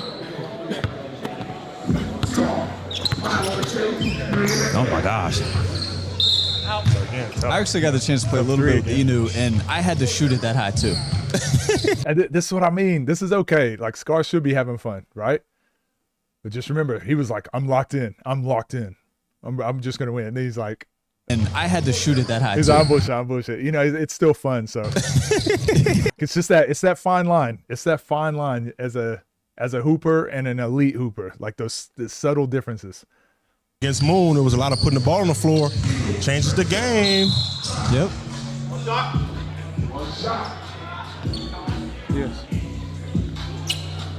Yeah, I saw Frigga dislocated. You know, one thing I've realized throughout the years is games are literally won at the free throw line. Yeah. Like that's the small battle of every matchup. Right.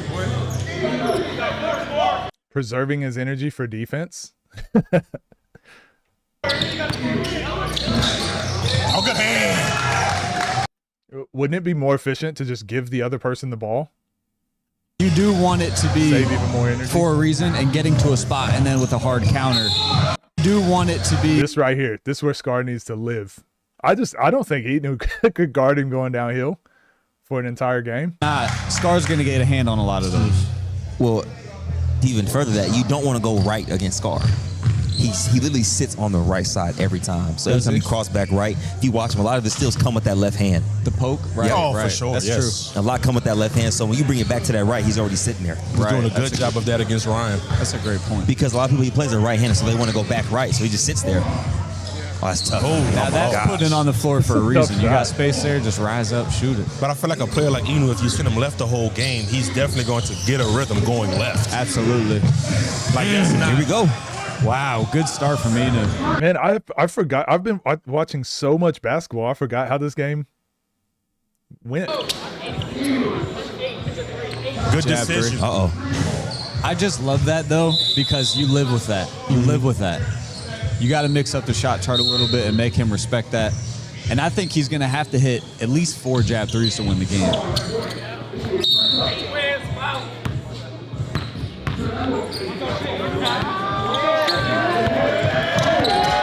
See, I feel like he had him again. Maybe he didn't. I feel like he had him on this spin. Like right here. Maybe not. I don't know. Oh, another jab three. That's 2 Mills. There's 2. I don't remember Inu going up like this. Every game started this way. Someone with a big lead. Good hand by Scar. Scar, quick 3. Long. Hey. Timeout, Scar. Time to Well, he's regroup. past 4. He's past 4. Inu is. Past 4 what? That was Scar's prediction, 30 to 4. Oh, yeah. Wake up, Millie. That was his fast forward. The 5. You're That mid-range, you still So I don't think we Started can up hear here the a little timeout. So I might just skip ahead through those. out of the timeout. Inu up 11. Oh, wait a second. Out of the timeout. Inu up 11. Oh, wait a second. a little tussle. It's anticipating, brother. He sits on that right side. That's like the go-to. It's crazy. Oh, I like that. Oh, he lost yeah. it. He had that off the hesitation. Right decision. Scar has to find his rhythm here. Yes, sir. Yes, sir. We have a referee outfit change here. Oh, never mind. The leopard print. Who was that talking about Blueprint League and said that Meech changed outfits every single game? Oh, yeah. From Meech. Oh! What you thought I was gonna say? Scar playing with fire though, back like giving him those threes. Scar catching Trey. Just short.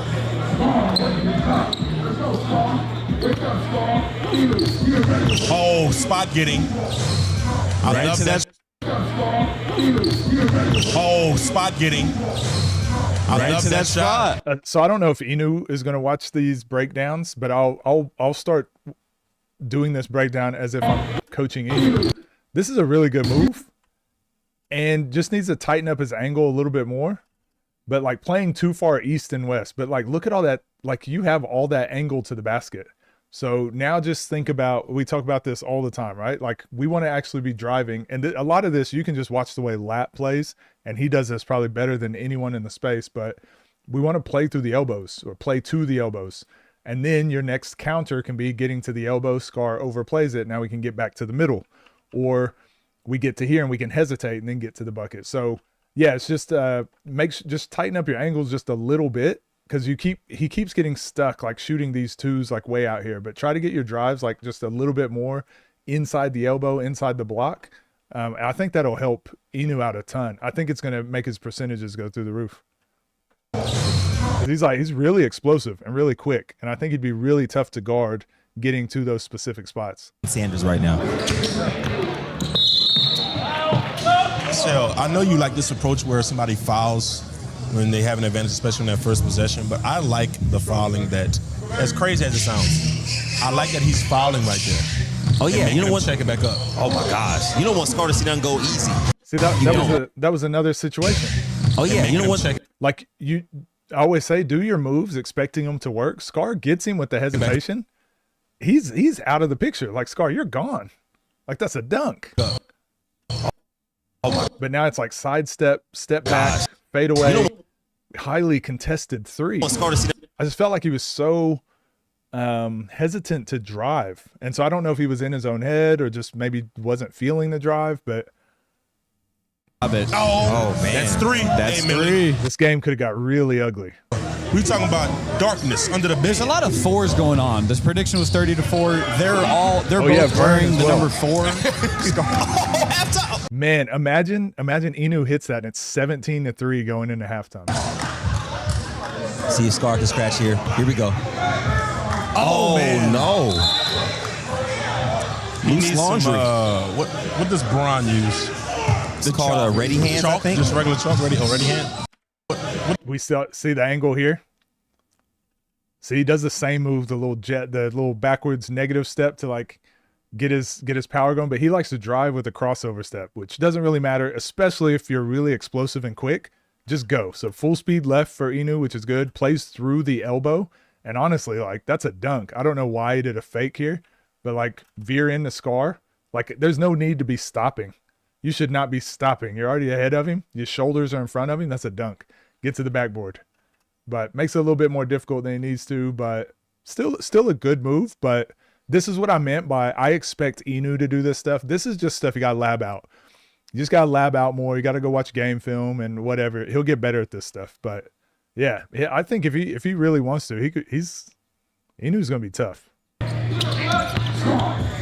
Scar pull up 3.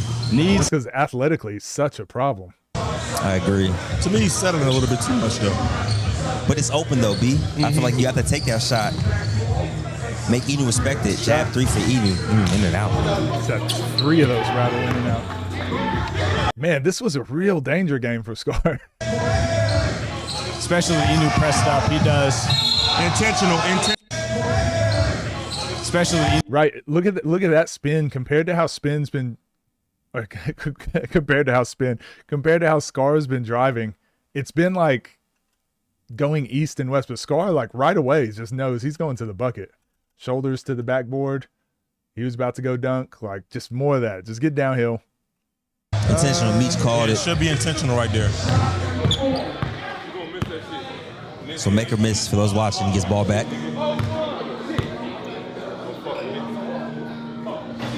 There we go. 14-4. A Scar gets the 4. And 7. Oh. Again, not a bad shot. Remember the game we were breaking down the other day, though, with Zay? Maybe it was yesterday. And these elite scores, they typically try to get 1 of their shots, one of their, get to their kill spot, get a bucket, try to get another bucket, and then they go for, let's see how I'm fighting. Let's go for the heat check. Scar, every time he's scored so far, he's like, heat check. Get you one more bucket first. Oh, this is what I meant with Inu. Too much left and right. Like that's just kind of a tough shot. It's a good one to, again, this is kind of a heat check shot, but him getting downhill and playing his angles is what was actually like burying Scar. Oh, good decision. It's good defense for that release. He does this a lot. Switches back to his right hand. Like, I think that was the shot. It's good defense. I think the left hand lay was the shot. To me, this is a big point in the game because sometimes it becomes a mental thing when you're at 14, you're trying to get it to halftime and it almost becomes forceful. Do not let Scar get back and cut into this lead with momentum. Happens a lot of times. I think Inu is really hell-bent on getting to 17 because he'll need 13 that second half. But like you said, he's settling a lot, letting Scar see good opportunities, make or miss. So I think you have to attack here. You have to attack the basket here, or at least get the one dribble pull up in the mid-range, which worked earlier. Yeah. Now, I think just because he's missing, again, overthinking, but really, like, you didn't need to go into your bag or do anything here. What's been working for Inu is just go as fast as you can left, and it's been working. So I think same thing, go as fast as you can left, go as fast as you can right. What do we call it? Full speed left, full speed right has been working for you. Getting into the bag, especially against someone like Scar, that gives him an opportunity to play defense. Just be relentless with going with what was working. And then when Scar backs up or then he starts to overplay it, now you get into your bag. Bielis reacted to Pep vid already. What Pep vid? To the mid-range area, you got to a spot on the floor. Picking up the pace, heavily contested.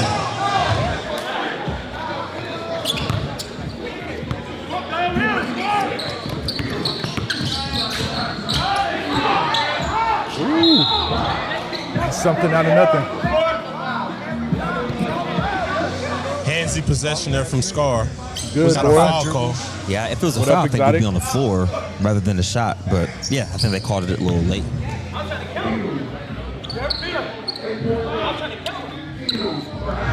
Settling. He's just missing those. I don't hate those. I don't hate those just catch and shoot threes. It is the most efficient shot in 1v1, but just letting Scar crawl back in. He gets stuck at 13 or 14, thinking about getting to halftime too much.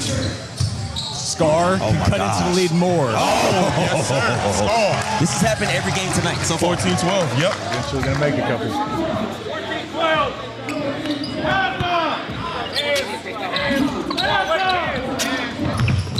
Oh, here we go. Scar halftime. Jeez. Logo 3. Yeah, Scar took 29 threes this game, by the way. I know Inu has missed a few of these jab threes lately, but stick to what you were doing. The results don't matter to an extent. You got to continue to play the way that you were playing. Yeah, it gets rough. It gets rough to watch at one point. I mean, one of them was going But I mean, it's only 2 possessions now. 17-12. Inu takes us to halftime. I love the way he's adjusted in the second one-on-one on the scene. It's just like night and day compared to the Moon one-on-one, where you put the ball on the floor immediately, damn near every possession. Yeah. I don't know, but I came down. Yeah, I forgot because they don't Got go a to few the steals that plan, and he's getting. They don't go to the player corners, so we'll just go ahead. But yeah, it's just one of those games. Nesco talked about this where he said one of the hardest things to do in 1v1 is close out a game or get to halftime. And he was saying there's a huge difference with going into halftime up 8 points or 2 points. And so you look at Inu just by wasted a couple possessions. I won't say wasted, but it's like didn't really go for the highest percentage shot just for a couple possessions. Obviously now hindsight's 2020. He wished he could take those back and do something different, but that's just one thing. Like you can see the veterans on the scene are just typically really good at getting to halftime once they're close, really good at closing out the game once they're close. So I think those are just little habits people will pick up. There we go, second half underway. Inu basketball bumping, spinning, good hand there from Scar. Scar's popping it. Oh, reacting on the same day? Yeah, try not to react on the same day.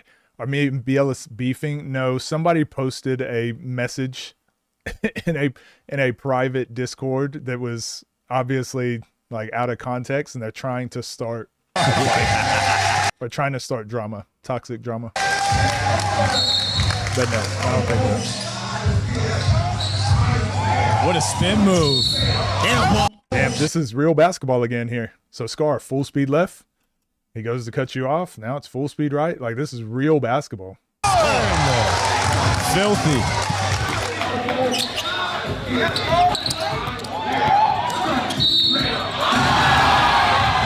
I love Danish in this one-on-one, man. Just what story post? I didn't see it. we're ascending. Scar misses the free throw. No, this was today when someone, whatever the thing that was posted today. No, that was today. The Discord beef wars, toxicity or whatever. This is like, again, this is a great angle. And Inu does this. He steps back. This is where he gets his power. He gets his power from here, crossover step. Like, he plants and goes, so it's that negative step, but he does a crossover step to cover most of his distance. Now, couple things. This is for Inu to take it or leave it, but he's so explosive that I also think if Inu practiced a onside step going to the right, the good thing about that, onside step going right, you can take one dribble from here and dunk it. Then what you can do is you can start adding in jab step, and your jab step can be where you plant and get your explosiveness. So you can plant, and then you can still do your crossover step. So now you can go full speed right or full speed left. So I think he needs to just add in being able to explode, going to the right and dunking. Then it's the same thing. Crossover step, going to the left, playing downhill, getting inside the elbow, getting inside the block. But then you have all your 50-50s depending on how Scar plays this. So we saw it with Nas and Zay. Nas bumped off Zay, and then you get your 0.5 seconds of freedom, right? Bump him off. I can shoot it. I can redrive right, redrive left. But yeah, Inu's got all the tools. Now it's just building a flow chart like we talk about. It's a really good drive. Again, the angle inside the elbow would have been better, so it sets him up for better success here at the backboard, and it makes it a much easier shot. This is about to be a tough one. I think the ball slips out of his hand. But he's got all the fundamentals and tools. Now he just needs to clean up some stuff. Oh, he lost it. That'd have been a good lob, though. What's interesting there, though, is Scar kind of went flat, did he not? Yeah. Going into the game defensive, so that's an adjustment. He's definitely went. What up, Fox? How we doing? We got to speak to Scar before the game. He said he's going to force. When he goes right, Scar takes the ball. Yeah, but we've talked about this before. You left. You gotta like just go. You can't go right and play with the ball. Try to do crossovers or anything. Like, you got to go. And another thing to avoid what Scar does whenever he gets his hand in there, when you drive, I always tried to shoot this arm through. So I've always talked about this, right? So if this is Scar's arm, right, and I drive right, Scar can do this, reach across for the ball, okay? But if I drive and I use my left arm and I shoot my left arm through at the same time, and this is how I drive, now when Scar tries to put his arm through and steal it, blocking it, right? So instead of driving like this, where Scar can reach across, which is what most people do, I'm driving like this, right? And not getting the ball stolen. So that's one thing people can do. Easier said than done. It's really tough to do, but it's just a habit you have to build up, because a lot of people go for those steals. He's going to force Inu left the whole game. What? It's great discipline there from Scar. But he definitely switched that stance when he to a flat stance. Yep.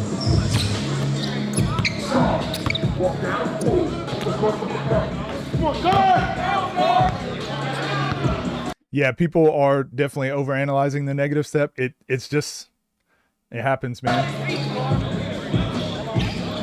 We're just hearing about more injuries, so we think more people are getting injured, but I mean, people just get injured. It just happens. I think that's the best part of his game. I think he's one of the best downhill guards, if not the best downhill guard on the scene when he's going downhill. Yes. Oh, hit the ref.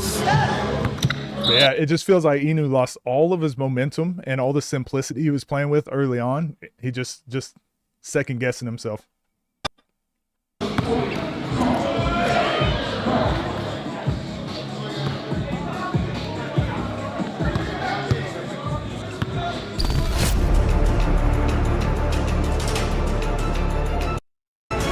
I like that. It's a random Jab break. three's there if he wants it. I like that. You actually know, what I liked in the last series that TNC did, and they haven't done it yet in Summit, but I do one of these breaks in between. The other one I liked is when they did the picture-in-picture thing. So they had the screen, like where the game is still happening, and then the side border had like the membership sort of thing. I thought that was pretty cool. Slow start to the second half, fellas.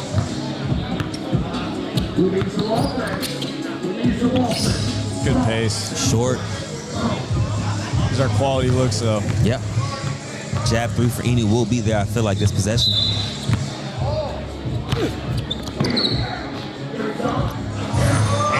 Long two. Yeah, I don't want to break it down and stop every possession. Again, I haven't reacted to Inu's stuff, so that's why I was getting like in the weeds with all that. So he can take it or leave it. And then Scar, I feel like I've analyzed him so much over the last few weeks. And like, yeah, I don't want to keep diving into the weeds too much, but we did see the shooting percentages this game. I think Scar shot 29 threes. He might have been like 7 for 29 or something. So while he did catch fire at some points, it was still a lot. It's just way too many threes. So I don't want to overanalyze those parts. Defense, Scar. Very good. Very good defense. It also speaks to how good Scar is, though. Like, that's what I'm saying. He plays such inefficient basketball and still somehow wins games. You know what I mean? Like, Talking about go downhill, Just no. go rebound. Yeah. At that point, just go rebound, you know? Oh, my. Scar this game has shifted into Scar's favor, 23-19. how would you conserve energy? Well, that's why I think being efficient, like I said, how Lap plays, he's very efficient with his movement. So there's no wasted possessions. Every possession, he gets a good look or one that he's practiced. He doesn't take many shots that are just wild, crazy shots, because that's a wasted possession and wasted energy. Every shot he takes is like, yeah, I practice this. Every move he makes is like, I practice this move. He's more control of the situation. So that's probably the best way. Downhill. Dead dribble. Oh, yes. Uh-oh. Textbook. 3 ball on the way, finish it with a lay. Great timeout. Much needed. That pace was picking up, favoring Scar heavily. Was he efficient against Ryan? Yeah, but Ryan didn't have good defense to force Scar to do much. Scar could just get, like, he settled for a couple shots, but then he'd be like, actually, I'm just going to go downhill and get a bucket. And he would do that. But when you're playing good players, those opportunities, it's so weird that this is Moon right here without the braids, without the dreads. But when you're playing good players, those opportunities aren't there as often. So you should just take what you can get. That's where that term, take what the defense gives, comes from, rather than settling. It's very thin line. See right here, man. So I'm curious to see what you guys want to see. Honestly, bro, I think At this point, he's he just has working been out. efficient. So when he plays and his style is just, normally just at any point.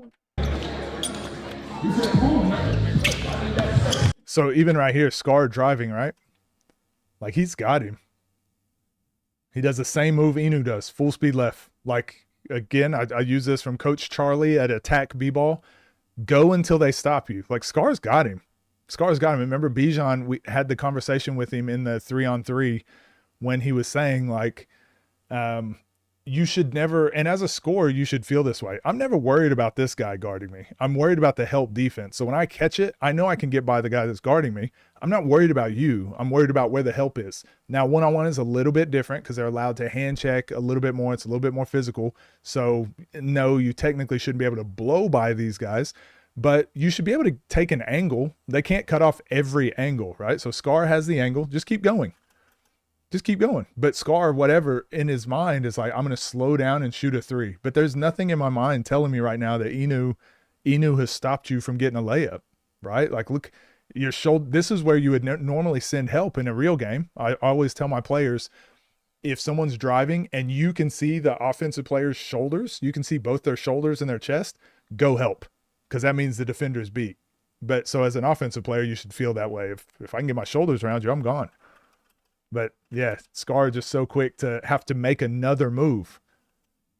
And it just ends up in like, yeah, it was a good, decent shot, but I'm like, I thought you had a layup. Scar moving and grooving. Couldn't finish the shot. Inu with the ball. That right Like, with let's the see, ball. let's see this right here. This is going to be a good play to break down. Let's just watch everything Inu does. Are all these movements, like, these jabs are really good. Scar's playing the jabs really good. And now Inu does his jab throw down or jab cross. That's the move he's been doing the whole time, but just going left has been working. But instead, he does a step back. And now he's got his like 0.5 seconds of freedom, right? So you can read this 0.5 seconds of freedom, decide what you want to do. He does do his blow by, he sticks his arm out, and he just doesn't get the arm. He just misses the arm, doesn't win the arm battle, right? Just misses it. But he actually had Scar on this. There's a couple things he could do. You could counter that. You could counter that with a spin, or you could push his arm down and take it with you, like we see Nas, Zay, Scoob, Jerome Randall, Rob. Everyone just grabs that arm when you shoot it through, because now you just draw that foul on Scar. But he just doesn't win that arm battle. Right. So it's just being a little bit more efficient. But also, you got to play against people like Scar to realize that's something you need to work on. Every time. Yeah, and we've seen 2 times Inu did that pocket dribble and Scar still gets there. Great call there from Lee. Switch to Got a pivot travel there. call. Yeah. That's why I say I think Scar has the best anticipatory skills on the team. But I mean, well, you saw what Scar went with that steal. That's a full-on gamble with his opposite arm, right? He went for that steal like this. And it's like, okay, well, if you're going to do that, I'm just going to do like Shea. I'm just going to push you off and go behind the back, and now I'm set up, or I go to the basket, or I spin off that, or I'm going to grab your arm and go. So there's a couple different ways to win that. But if you're not playing against guys that are going for those steals and are good at timing that, you're not getting to practice it. So now Inu just go back to training and be like, okay, every time I drive, I'm going to pretend that Scar is going for that steal. It's just another skill to add. Like, I'm saying all this like it's easy to do, but it's like, it's easy to see. It's easy to know what to do on paper. Now you just got to rep it out. Inu for 3 from deep. Oh, that's a huge Massive. shot. One possession game now. It's his 5th one of the game. We've entered down the stretch territory for both parties. Straight downhill, creates Got space. it. Oh, great shot. God. You're 0 for still. No, buddy. I'm not still over. I got one before. Why did he use his? Oh, he just gambled. He's just really good at timing and getting those steals. He just gambled. I said got it. I did not know. I always tell my players never gamble for steals, but you always have one kid that just has a knack for getting steals, and I'm like, nobody gamble except for him. So same thing with Scar. I'm like, hey, you can gamble, just don't get beat. But if Scar is averaging like 7 to 8 steals a game, I live with it. He's just good at timing it. It pays off more than it doesn't. He had the first shot. Does he have, based on how many threes he's made in minute, I think he has a hesitation available right now, especially after just making one to make it 22. If he bounds to the right or left and hesitates downhill, he has a shot. I don't know if I would bound right. No, don't bound right. Yeah, don't bound right. Oh my gosh, that Scar. He kept I don't doing know if I this. would bound. Like this spin move, you got him. You're gone. You have him. Like there's nothing in front of you. I don't know what it is that makes him, boom, step back, sidestep. Had him. Smooth. Inu has an opportunity here, though. And this is why I felt some of the games felt like sparring, right? Felt like a sparring session. Because when you spar with people, you do that sort of stuff because you're like, oh, I'm pretending there's help defense down there. Oh, I'm pretending like in a real game. You know, oh, I want to work on my sidestep stuff. But in a one-on-one, like if no one's there, you go. Slap glass. Timeout, Scar. Good timeout. Don't skip the post-game interview. I got it. Act quick, bro. Layup. They're saying the same thing. The nigga biting on the head or something. But I ain't gonna lie, you have layups. I think you just stop him.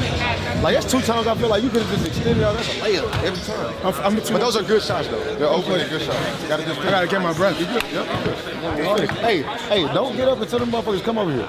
All right, take as much time as you need. But Bijan's exactly right. Bijan's a good coach. Been mad, right? He either didn't reach or he got a hand on him. Stop doing so many moves. You're an over dribbler. I am. Everything got to go left, okay? I got you. Take that pull up. That pull up been working. You just been missing. Feel me? That's it. Simplify it. Simplify it. Good advice from Fomby too. He plays for clips too much. Scar or Inu? Inu does, but I don't think that's his intention. I think that's just how he hoops, and that's what got him on the scene. He seems like he has a good mind for the game, and like in his interview and stuff, he seems like he understands, like he'll improve pretty quickly. So what Fomby's telling me is exactly right, but I'm like, I expect that. I expect that from Inu. He's new to the scene. Like didn't play in high school, didn't play in college. Like, oh, I expect that. But the difference with Scar is like, hey, it's up at some point you got to make that decision. Just take your time.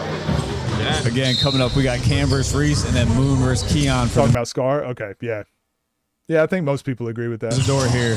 The count. Oh, I thought he had. Oh, my Lord. See if Scar can close the door here. He's got him again. I mean, Inu's about to touch earth. He's about to sniff the court. You got him. Go, Scar. And then he slows down and is like, nah, come back. I'm going to cross you again. Oh, I thought he had. And then he had him here. Go to the basket. Go to the basket. That's a layup. Oh, my Lord. And then he goes into a pickup. So it looks nice, and he crossed him. I actually think he makes this shot, too. Oh, that's a lot. Oh, no, he doesn't. But it's like, damn. Like, you had him. You had two layups there.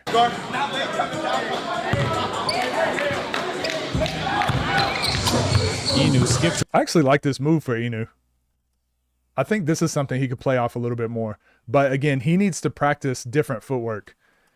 It seems like he only wants to drive with a crossover step. But if he could practice onside step, right and left, I think that's going to open up so much for it. He's so athletic that doing those little side steps, the little shuffle steps, and then being able to go with an onside step either direction, I think that would go a long way for Inu. Yeah, that crossover step messes him up.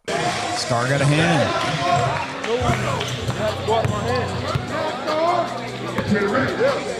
Why not? Bijan in the huddle saying, yeah. I'm telling you, I'm not like a overly brilliant basketball mind. I just be saying the basic stuff that makes sense. That's 6 triple threat threes. It's a tie game.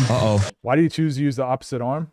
No, I don't think he chose. I don't think he was thinking about it in real time. He just has a knack for, like, Scar probably couldn't tell you why he used his right arm instead of his left arm. He just has a knack for being like, ooh, I'm on, boom, I see an opportunity, I'm going to go.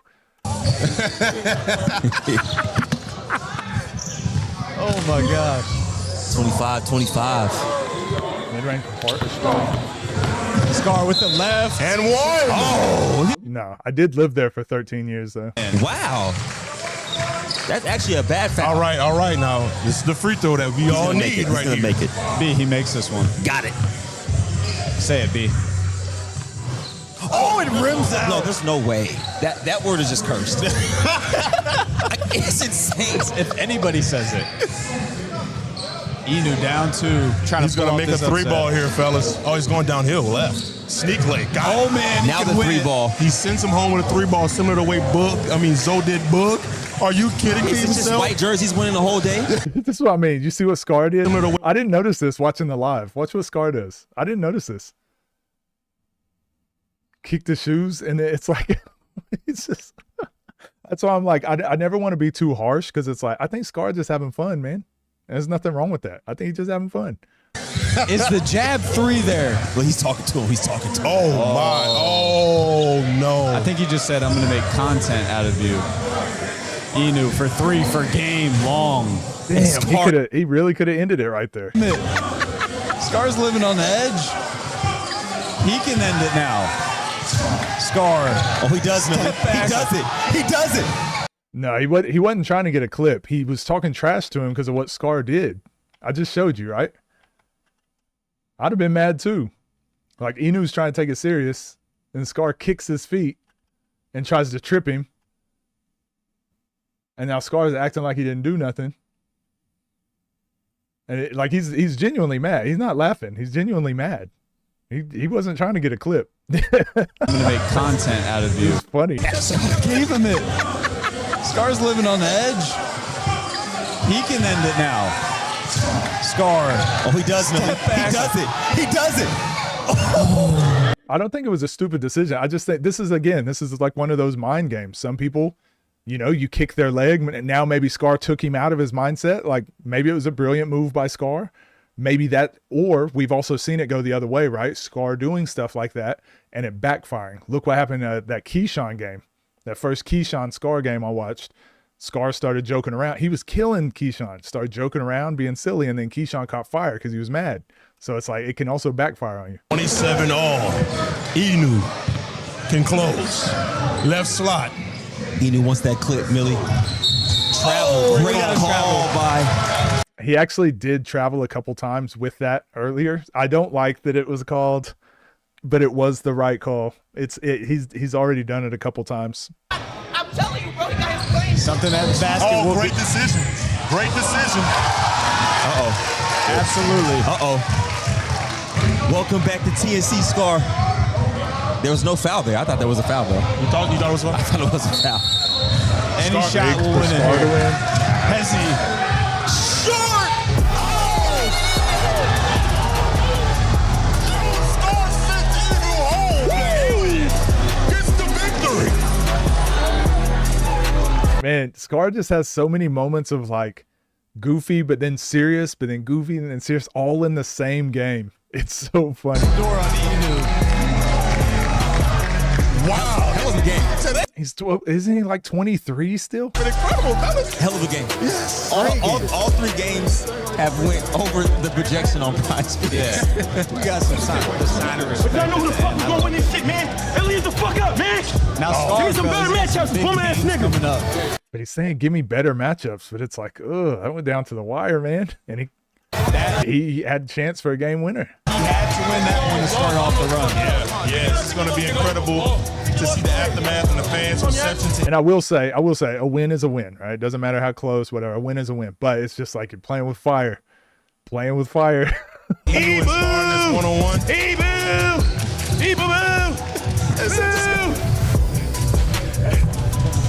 All right, y'all. Scar, amazing.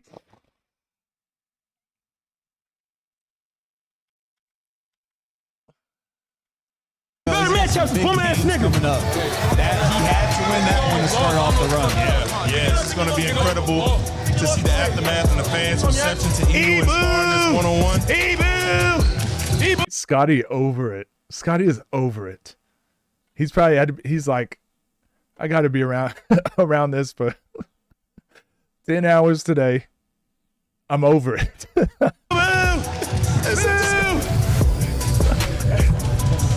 All right, y'all. Scar, amazing victory. Inu, amazing job competing on that game. A lot closer than you thought it was going to be. Oh, yeah. Great bump on that. Everybody here was electric. Scar, how you feel pulling out the dub and just kind of the energy you had after that exchange at the end? Yeah, I feel great, man. I ain't gonna lie, you brought more heart than I thought you would. I really thought I was gonna win that game and destroy you like that because I ain't think you had heart, bro. You got a lot of heart, though. You showed me something. I ain't gonna lie. Respect to you, bro. Respect to you. Inu, off that. It still feels like kind of disrespectful for some reason. What do you got to say to that? Damn, man, I ain't gonna lie. Like, just gotta. Like, look, he's like, no. You show me a lot of heart, man. Like a lot of much respect. And then next second. Damn, man, I ain't gonna lie. Like, just gotta. This nigga's such a troll, bro, but he love me really. But look. So I'm still gonna turn your ass into content, nigga. But nah, I mean. Oh man. Hey, is your son good at basketball? I mean, he plays hard. That's what Scar did. That's what Scar did to Inu just now. Man, I thought I was gonna beat you like pretty bad, but like you play, you got heart. You got heart. Realistically, you know, it just really showed me what I got to kind of work on. You know, I am shifty, but it's like when somebody is really... Yeah, Scotty already thinking about Summit 02 and how he's not calling Scar back. forcing you hard right or hard left, and then you have to kind of make that move out of the left side. I just got to work on that. And then also playing defense, to try to like just be a little bit less handsy and playing more with sliding my feet and kind of beating them to the spot and stuff like that. Huh? Half court. Learning experience, bro. I don't even I can shoot, but like, damn, bro, not half. You gotta learn, though. This my second game. I told you my shit really that bread. Hey, look, give me what? 6 months? Who fucking with me? Be real. Come on. 23 on Moon, 27 on Scar, nigga. We coming up, nigga. I don't give a fuck, nigga. You gonna see me again. Real shit. It's just the dichotomy of these two right now. It's so tough to take Inu serious when I'm looking at Scar. Like, look at Scar, how he's looking at Inu. Inu just tried to do his comeback story. He's trying to start like his villain arc, and he's like, yeah, we up 6 months, yo, check me out. And then Scar's just laughing and giggling the whole time. Like, it's just Scar, man. Show weekend, so nigga, give me the mic. Everybody enjoy it. Like, comment, subscribe. Aliens drop, man. I want to ask you though, with the idea of the summit, make your Scar, I want to ask you, with the idea of the summit, how would you feel about never coming back? case, who you want next? Who you want to pop out here for another opportunity? I want Rob. I want Rob at the summit. That'd be a great game, me and Rob. You want Rob? Yeah. That'd be a great game, me and Rob. Scar wants you. You heard it. I'm sure this clip's going up on social media. It's so crazy because Scar almost beat Rob. Like, that's what I'm saying. Scar probably should have won that game. He almost beat Rob. So him saying, like, we just watched him play Inu, and it sounds crazy. You know, a lot of people, and I saw this in the comments too, people are like, oh my gosh, Scar thinks he can play Rob now. It's like, he almost beat him. That's why this guy is such an anomaly. He's that good. But then he also, like, oh, he could just be so goofy in the games at the same time. It's his gift and his curse, man. It's what makes Scar who he is. That's why I like watching his journey. That's why I love watching his journey, man. Yeah. Why you want Rob though? Cause that's the top dogs. I think I'm a top dog now. Ready to hoop. Okay. All right, y'all. Going into the next game, we got Cam and Reese. That was an amazing performance. You guys that are watching here on YouTube. Yeah, that was you already know. Great game, great production, great, good, entertaining. Worth my time. Definitely worth my time. Scar the type of guy to almost beat Rob, then lose to random people. Yeah, when he lost to Chuck. He lost to Chuck, and it was just like, who's Chuck? And again, Chuck's good, but it's like, damn, you're going point for point with Rob, and then you're going point for point with Chuck. Also, it's crazy. Let me advertise our product real quick. Couldn't even dribble versus Scar though. Oh, you're talking about Ryan? Yeah. Tim Tam versus Cookie Time. You think he'd get beat by Rob again? Well, so that's what I'm saying is it's tough to gauge because look what happened in that 3-on-3 he just had on the Scene League too. Like he just went off. Scar was the best player on the court. He just has these moments where he's unstoppable. He's getting stops. He's getting steals. He's hitting threes. He's getting to the bucket. He's just doing everything. He just has moments, but it's not consistent. So he'll also have moments. He plays to the level of his competition. And honestly, that's not unique to Scar. I see that all the time when I'm coaching. I see that in my coaching. A lot of players play to the level of their competition.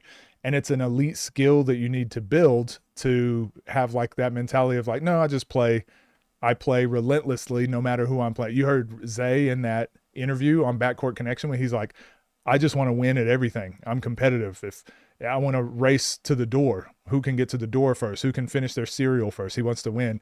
And it's like, it's a really tough mentality to like build up. So I think Scar just wears the negativity, the toxic, that he receives the negativity of that a lot just because we see how good he could be.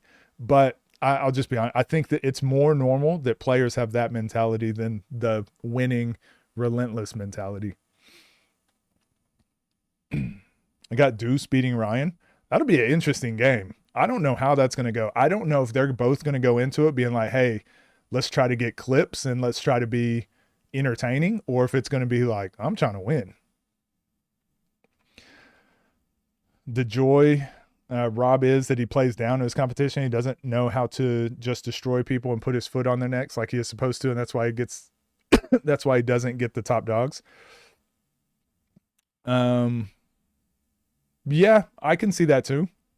I think with Rob, it's more so he's like LP. I think Rob and LP are fairly similar with their mindset of like they're microwave scorers. They know that like all I need is to hit 1-3 and I can win this game. Like look at all those 1v1s to 100. Look at all the times Rob plays team games. His team will be down by like 27 And he's like smiling and laughing because he knows like all I got to do is hit 1-3 and I can bring us back from 27.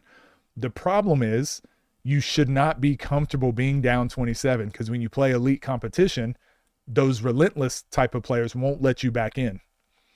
So it's like a gift and a curse for Rob and LP as well. Like they know they just need to hit one shot and they can win. So when they don't care if they go down 27 because they're like, I can always come back from 27.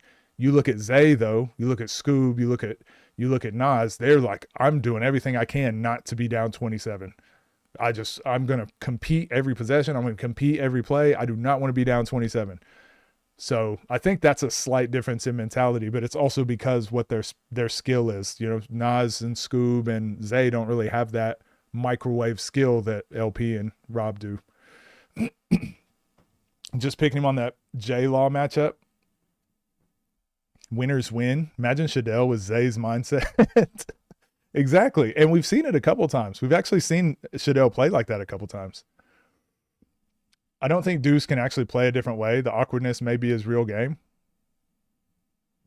Could be, but it's effective awkwardness. Pay-per-view Rob doesn't play like Rob.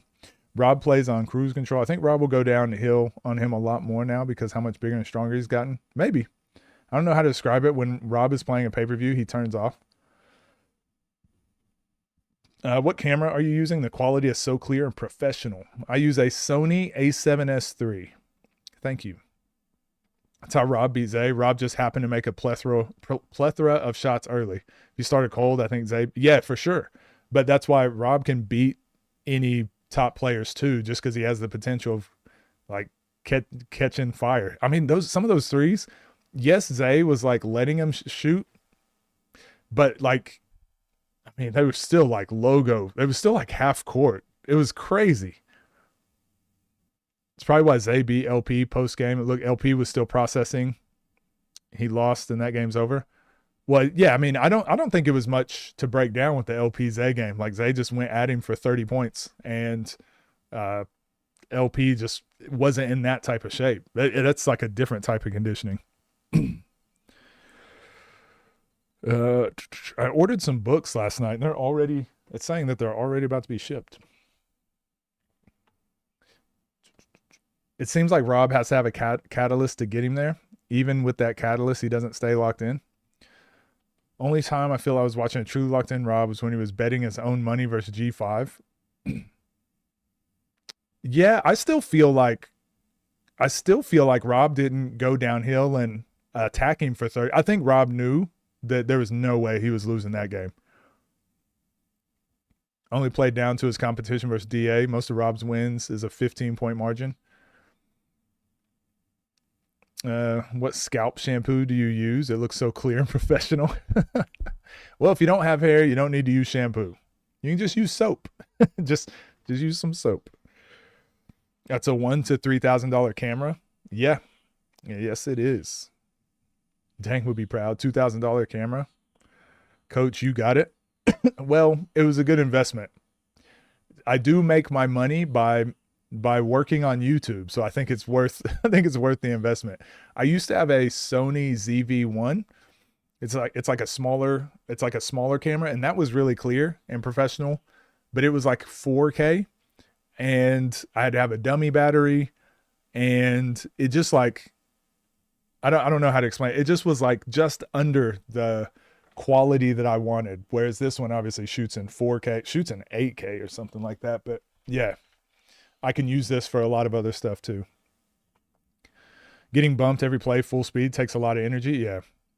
What's my top 4 of players? Got to invest in your craft 100%. I see a lot of people that are like, I don't want to spend a lot of money on a camera. And I'm like, yeah, you don't have to, but you're also not going to, at some point you do have to invest in your job, in your craft, in your self, in your stuff, if you want it to be better and top quality.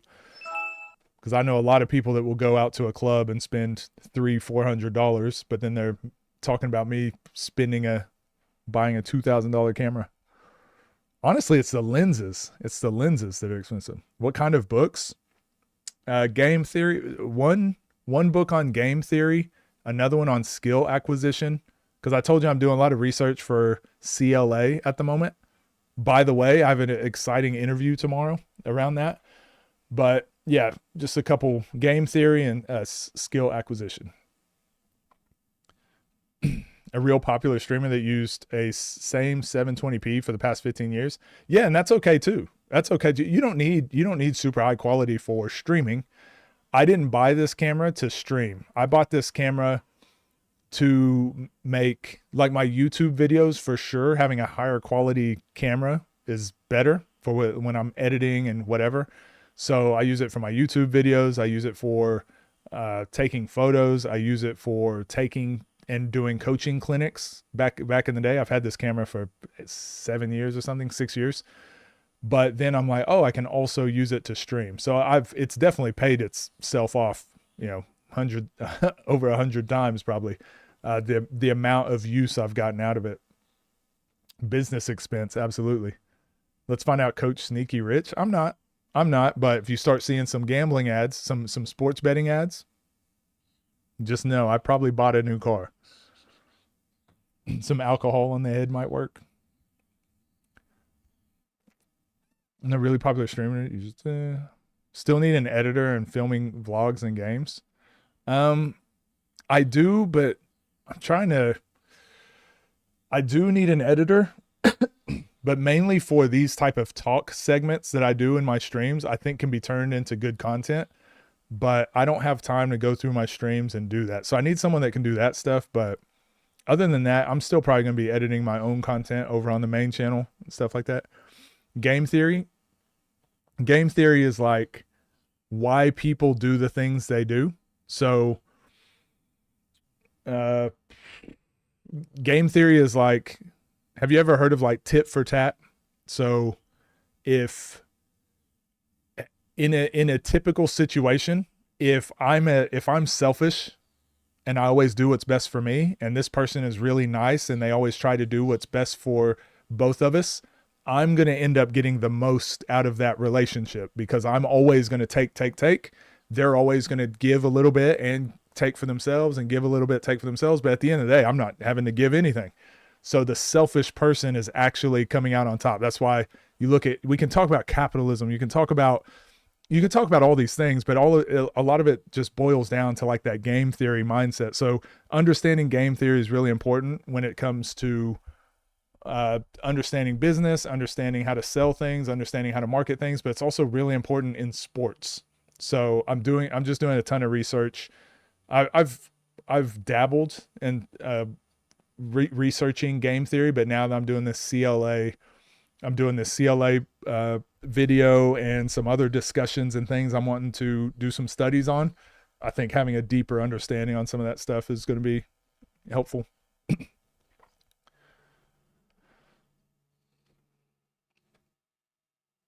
How do you feel about the in shape and conditioning remarks? I don't like it because y'all say players like Pat, LP, etc. need to get in shape, but I don't think it's conditioning. I think it's all mental.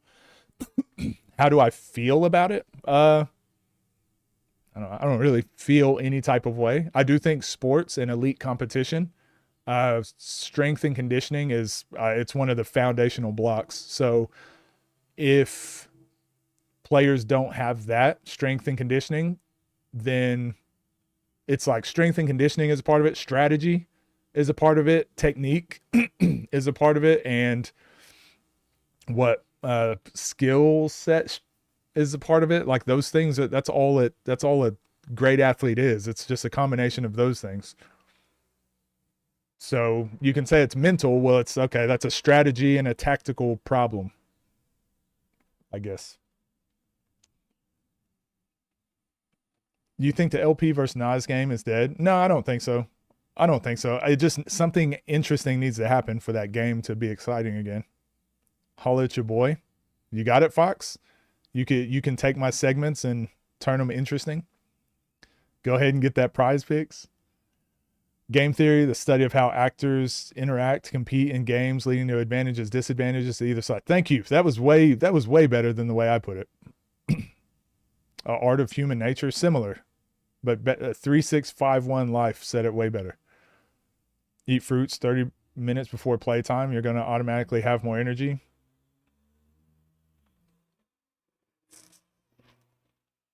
I'm here from not getting nothing done to help you close to getting nothing done as well.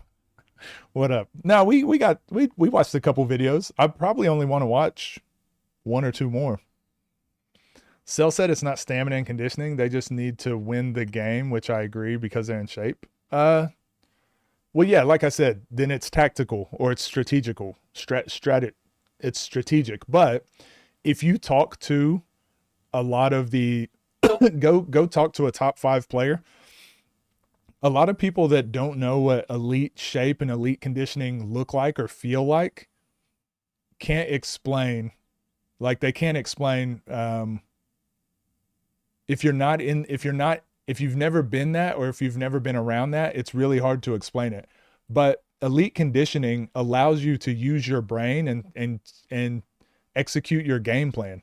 So yes, LP might be in physical shape, but if you're getting tired on the court and you're getting tired from taking all these bumps from Zay, your game plan and your strategy that you had in your head and what you thought you were going to do, it goes out the window. So, I mean, we can say it's conditioning. We can say it's a strategic problem, but at the end of the day, it's probably conditioning, right? He's probably doesn't have enough brain power to think because he's so tired. What segments you trying to break up? Just the ones where I end up going down rabbit holes of like something that's interesting and it ends up being like a 10-minute segment of something that's good. So each stream, I'd like to have like one video. Did I already go over last night's game? What was last night's game? Was that the Ball is Life one? Yeah, we watched that. Strength, speed, endurance, technique, and conviction are all factors. Nas versus Archie matchup. I like it. We're getting closer to that discussion of elite hoopers versus YouTube hoopers, right? Like used to, they were just so far apart. We'd never see a YouTuber beat a former NBA player. Well, now that's happened a lot. Well, you'll never see a YouTuber beat a D1 player. Well, no, that happens a lot. Well, you'll never see a YouTube hooper beat a current overseas pro. Well, it happens a lot. Well, not one that plays that used to be in the NBA that's currently playing overseas now. That's Archie. So it's like we're just getting closer to that. Like, okay, well maybe Archie wins and we go, okay, that's the level. That's the level YouTubers can't beat now. Or if Nas wins, you go, okay, now we need to see a YouTuber versus a current NBA player. Let's see what it looks like. You know, I just think it's fun for conversation.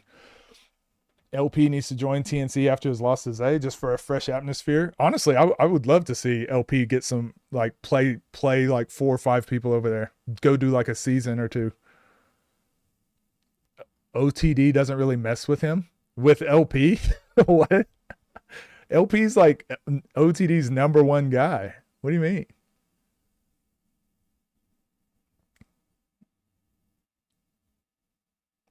The mental is a big part. He almost lost against the last guy and it didn't look too good. If they both didn't get hurt, might not have for sure in the back. Yeah, but again, Justin Wright's no scrub. Like he played overseas. So I think people are just forgetting that Nas is playing really good players. It's just because he wins, then it's like, okay, they must not have been that good. Players are in shape. They just don't make the most of their possessions. That's also part of it too. But those are different. That's a different thing. That's why I like Lat's game, because it's really efficient and he uses his possessions to. I wouldn't say Lat's in the best shape. He's in very good shape, but Lat doesn't win games because he's in better shape. He just controls the game and uses his energy more efficiently than almost any player on the scene. So he doesn't have to be in elite conditioning or elite strength as much as some of the other guys, because he doesn't have wasted movements, wasted possessions. Elite conditioning is a skill. We can't keep using that excuse. Most players not going to have the conditioning of Scoob.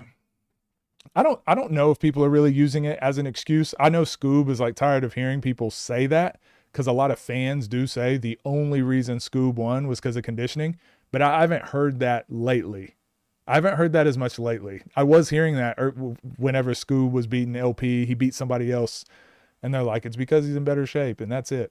I haven't heard that lately. I think that narrative has come and gone. Send them raw files. I crank up DaVinci today. Okay. I don't know if we'll have any segments from this stream, but we'll try. We'll try something. Maybe tomorrow. Do I think it'll hurt Nas and his legacy in the space if he loses to Archie? No. I do think the space will be better off whenever Nas, Zay, and Rob rack up a few losses. No offense. I think the space, I don't want them to lose, don't get me wrong, but I do think the space will speed up. I think the growth will speed up a little bit more when those guys lose, because right now they're kind of untouchable. They're just untouchable. No one's ever going to be in that same conversation with those guys because they just don't lose. But once they start losing, then, you know, more people can be in the number one discussion, who's number one in the YouTube space. When you get more parity in anything, in any like elite competition, more parity is better. Like when the Boston Celtics were winning every championship, you know, it's not exciting. It's not as exciting anymore every time they win. When the Lakers were winning, when the Golden State Warriors were winning, when there's a dynasty, it's not as exciting. You're starting to see it with the Thunder. People are like, I don't want the Thunder to win. But when there's parity, when it's like, ooh, the Bucks won, the Nuggets won, like everyone feels like they have a chance now. Everyone's like, ooh, the Knicks might win this year. Like everyone's starting to feel like, I think parity is good for business. It's good for sport. Bro's on a 35-game win streak. It's getting old for people. A buddy of mine said he doesn't like Nas' game because all he I'm telling you, it like every sport does need a villain though. But I do think once Nas loses, Zay loses, because losses are normal now. Like the scene is just too good. The players are too good. Losses are normal. But Zay and Nas and Rob are just not losing. So it's like, all right, like y'all are the best players in the space and y'all are like the blueprint, but also not losing, and other players are losing because they're, you know, playing a lot more frequently. So it's really hard to get everyone to get on board and understand like what the space is. But like if you want Nas to have a loss, go beat him. Go beat him. Mentally exhausted in a game too. Happens in boxing all the time. Yep. Lat hits single after single, so there's low variance in his play. Too many players live and die off making runs. Yeah. And Lat, his entire game is built off of this. Like he plays here. Like going to the basket, he plays in this here to here. In between the elbows, that's where I play. Whereas, yeah, a lot of players play here to here, so anything can happen. Throw hella memes in there. Yeah. Yeah, so I don't need crazy editing. I don't want crazy over the top stuff. I want it to be, because people like having the discussions, but they don't want to watch a 4-hour stream to try and find a 5-minute clip of us talking about CLA training. You know what I mean? Just wondering what people think about it, because a lot of people are waiting for his downfall. Hate it person. I mean, that's heavy as the crown, right? If you're the person at the top, of course they want you to lose. Winning doesn't care about pretty. It just cares about results. People can complain when Nas and Scoob foul, but that's how you consistently become. Yeah, and honestly, look at the playoffs right now. Look at the Spurs and Thunder. When the referees allow there to be physicality, that's how they're winning. That's how they're winning. They're just being extremely physical. Scar playing 4 times in a month. They play 4 times a year. I'm not impressed with the hand-picked wins. No, look, I would say if they only did that their whole career, it wouldn't be impressive. But the fact that Nas is on a 35-game win streak, I do think that's pretty impressive. Pretty damn. I don't know if anyone will ever do that again in the one-on-one space. Genuine basketball question. Do you believe it's more skillful for a perimeter player to be able to get whatever shot he wants, or taking and making tough shots primarily? Being able to get whatever shot. So being able to get to your kill spots. I would say taking and making tough shots is a good skill to have, but that's more of like, it's just unpredictable. It's more volatile. If you're a player that can, I've been using this term a lot, order the chaos. If you know how to manipulate the game to be able to get specific outcomes, you can be successful at any level of basketball. If I know how to get open shots, if I know how to make open shots, well, no matter what defender is guarding me, that skill is going to transfer. But if I'm only good at making and taking tough shots, well, sometimes you'll play a defender that's just not even letting you catch the ball. Sometimes you'll play a defender that isn't letting you even get the shot off, right? They're stealing the ball before you can get to a spot to shoot it. So there's way more variables. Sometimes you'll have a game where you score 40, but I always tell people it's easy to score 40 or score 30, but it's really hard to average 30. So when everyone knows you're the main scorer and you're averaging 30 points a game, and then they're building their defenses against you, it's way tougher to average 30 than it is to just go randomly score 40 one night. I had a teammate, geez, how many years ago was this? 8 years ago, maybe. Oh my gosh, I'm old. I had a teammate when I was eight years ago that I was injured. I missed very, very few games in my career, but I had a teammate that when I was injured, he was our second highest scorer. So he played in a game without me, and obviously my teammates, my scoring teammates hated me because I was always shooting the most shots. But played in the game without me, and we were playing the number one team, and he went for 53 points. He scored 53 points in that game against the number one team in the league. But he averaged like 18 points a game, and I averaged like 29. He averaged about 18. But he scored 53 in a game against the number one team without me, which was the best player on the team. We lost that game, though. We still lost by like 10 or something. But the next time we played them, they put a defender on him to where they face guarded him, and he wouldn't let him catch the ball. And he scored 2 points. He scored 2 points. We won the game, but he scored 2 points, and they face guarded him. And he couldn't do anything. Because the first time they didn't have a game plan for him. And then so the second time they're like, don't let him score. So yeah, I see that stuff happen. I've seen it happen so many times. But then he thought he was like he was mad because he only had 2 points. And even though we won the game, and he thought it's because I wasn't throwing him the ball. He thought I was being selfish again. So basketball's funny. Sports are funny. And I look at it like I thought it was very obvious what happened. Like you scored 53, now they're going to change their game plan. He thought like me coming back is what ruined it for him. Well, now that you've come back, here I am averaging 2 points again. It's like, no, like that's why you average 18 points because you had 53, now you had 2. Like that average now you're averaging 25 over 2 games, right? Like that's how averages work. You're not going to keep scoring 53 every game.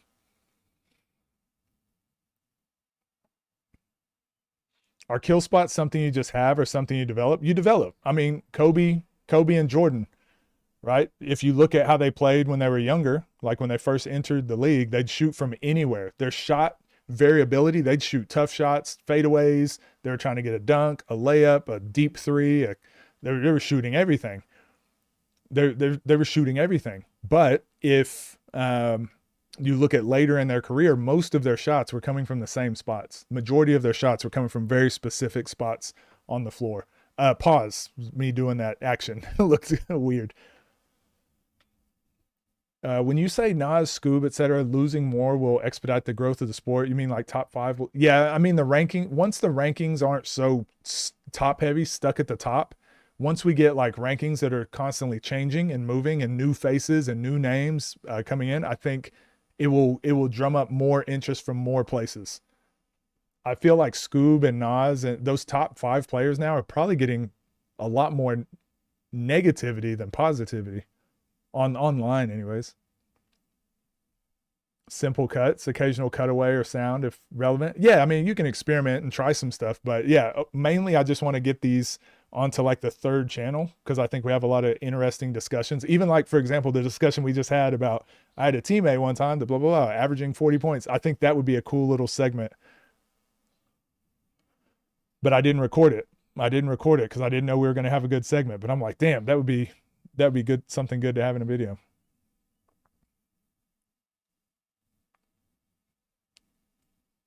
Speaking of kill spots, I seen a post on Instagram the other day saying even as great as Wemby is, he doesn't have kill spots on the floor they can get to at will. Thoughts on that? Yeah, for sure. Wemby's got to understand how to, I've said this, he's got to do what Steph Curry did. You got to understand, well, how do you get shots off when they're grabbing you like this? Well, Steph Curry became an elite screener. Steph Curry started training and saying, I'm going to be in better shape than everyone I play, and I'm just going to run around. If I'm running, well, you can't grab me. So, yeah, Wemby definitely has counters. So I don't mind OKC's physicality and grabbing Wendy. That's a physical problem that he's going to have to solve. I just don't like the flopping on the other end. Actually, I don't mind the flopping either. I don't like the referee's inconsistency. I don't want to dive into this again, but yeah, the referee inconsistency around that. Try to break it down to a couple people by saying it's Shea versus J.R. Smith. You're a biased ball hog. You owe him an apology. That's why you average 18. I say it all the time. Did you ever average 25 plus? For most of my overseas career, I did, yes. How do you choose a kill spot? You watch game film and you look at where you catch the ball the most. Where do you catch the ball the most? And then you decide, okay, what options do I have from this spot? What's my best thing? Yeah, what's the main thing I want to do? And then you just practice that over and over. And then you go, okay, how can I get to that spot and catch the ball there more? And that becomes your kill spot. Then you realize, oh, when I catch the ball at the top of the key, the defense knows I'm really good at jab step, go left and get a layup. So now they just sink in. And now my kill spot has become, I've got to add another layer to it. So instead of catching at the top of the key, maybe I go, wait, if I dribble the ball up from the wing, I can come off the pick and roll, get to the top of the key, and then get back to my moves, get back to my flow chart. So there's a lot of different ways to get there, but that's what elite scores. Like Wemby now is at this point. It's like, okay, how do I control the game to get catches in the spots where I want to work from that the defense can't be set up and 10 eyes just looking at me. Dirk Nail ISO lives rent-free in my head. Scoob entire image shifted and now Nas the person Scoob used to be in terms of villains. Yeah, true. Would be good to have them mid-range highlight tape footage and I'll actually cut away to that. I can send those. I can send those too. Did we actually get stuff done today? 2 videos. I got 2 videos done today. That's it. We might. Do you guys want to watch another game or do you want to talk about the OTD card? My kill spot is with your mama. What up, Christian? Yeah, I think I had 1 year of averaging 30. I didn't have many. I think I only had 1 year of averaging 30. And that was the year I averaged the most points. And the 1 year that I averaged the most points, someone else was averaging 32. Screw that guy. Screw Nathan. His name was Nathan. Nathan Sobey. Screw him. Played on the national team.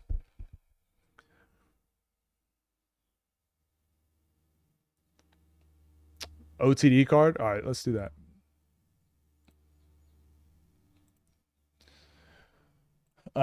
What OTD card? This one.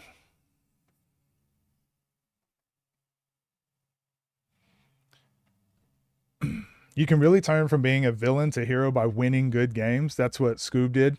I also think I think his mentality though too. I think the way you talk trash, the way you interact with the community, I think that has a lot to do with it. You know, Zay, for example, people always say like Zay needs to talk more. He needs to become more of a character. And it's like, yes, but no. You know, he just wins and people like that he doesn't talk a lot of trash or act crazy. So it's like he doesn't really get a lot of haters too. Scoob kind of has that approach now. He like keeps his head down a little bit more. He doesn't talk crazy. Whereas, you know, Nas can go on, he'll go on a live and he'll be like, man, why did this person say this? And then everyone's like, yo, Nas is talking trash and Nas is soft and he's too emotional. And it's like, oh my gosh, that's the internet. Can't go online and say anything. What about my teammate Rob? So that year, I think I told you guys this story. That was my JUCO. That was my first year of JUCO, and I didn't play. I played in like 2 games early in the season. Oddly enough, I did really well, but it was like very limited minutes. But my JUCO, this is why I think no one should ever think they're bigger than the program. I have 3 YouTube channels now. People tune in to hear what I have to say, right? People tune in to listen to my expert basketball analytics, and they want to know what Coach Midrange is saying. He played overseas. He coached. He was an athletic director he did all this crazy stuff. Brother, My first year of college, I had to do the laundry and I did videotape the games. So I was carrying everybody, I was putting everybody's dirty laundry in the little, actually we had the mesh bags that you'd hang on the locker after practice. I would have to go collect those from everyone's locker and I would have to go do the laundry. And then I would have to video the game. So even if we had a 5-hour road trip, I'm sitting on the bus. Everyone's got their headphones in and getting amped for the game. I'm riding 5 hours in this damn bus, knowing that like I don't get to play. I'm gonna have to video. So even when, because I was in state, but it was like 3 hours away from home. So when we'd go play another JUCO, like the JUCO in my hometown, I would be driving 3 hours on the bus with my team, going all the way to my hometown, and people knew, and they'd be like, "Oh, you're gonna go watch the game. You want to go watch the game tonight? Corey's gonna be there." And I'd be like, "Hey guys, how's it going? I'll be up here up top videotaping. I'm not gonna be playing." That was my first year of college. So that's why I'm never gonna act like I'm too good for anything in the basketball space. If y'all need a rebounder, I'll rebound. If you need me to sweep the floor, I'll sweep the floor. All right.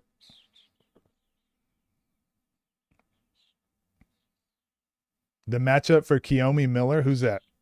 Kalina Smith? You've been pushing Kalina Smith for a while. I'm going to have to finally watch. Just join the Discord. Appreciate it. I'm recommending good vids. Work with me here. Inspiration. Some of your old footage, or where can I find some of it and go watch you playing? Do you have some vids up on? I do have some. I think, is it on Patreon? I think on Patreon we do. You don't have to pay. It's all free. But I got some videos over on Patreon. Go watch my draws. Eric Spoelstra. Yeah, basically I'm the Eric Spoelstra of YouTube. But yeah, everyone's had those humble beginnings, so is what it is. All right. Chat, do you guys want to talk about this at all? May 30th. This game changed, this Bruce D-Baby game, but I won't do like a long explanation. I won't do like a long explanation because we talked about this a couple times, and I'm going to be honest. Again, I know I've been extremely biased and kind of a hater to the 3 major platforms lately. I am not excited for this. I'm not as excited for this, as I am for the series. Similar to how with Ball is Life Proving Grounds, whenever I saw the Proving Grounds card, I wasn't like, oh my gosh, like Proving Grounds, I just can't wait. Like I have to watch. Like I'm a fan of the space. I'm going to watch it, but I tempered my expectations. I knew what to expect, right? Didn't expect like a massive pay-per-view. That's how I feel about this because I've seen the matchups that are happening in the series. I'm more excited for the series. Same thing with Ball is Life.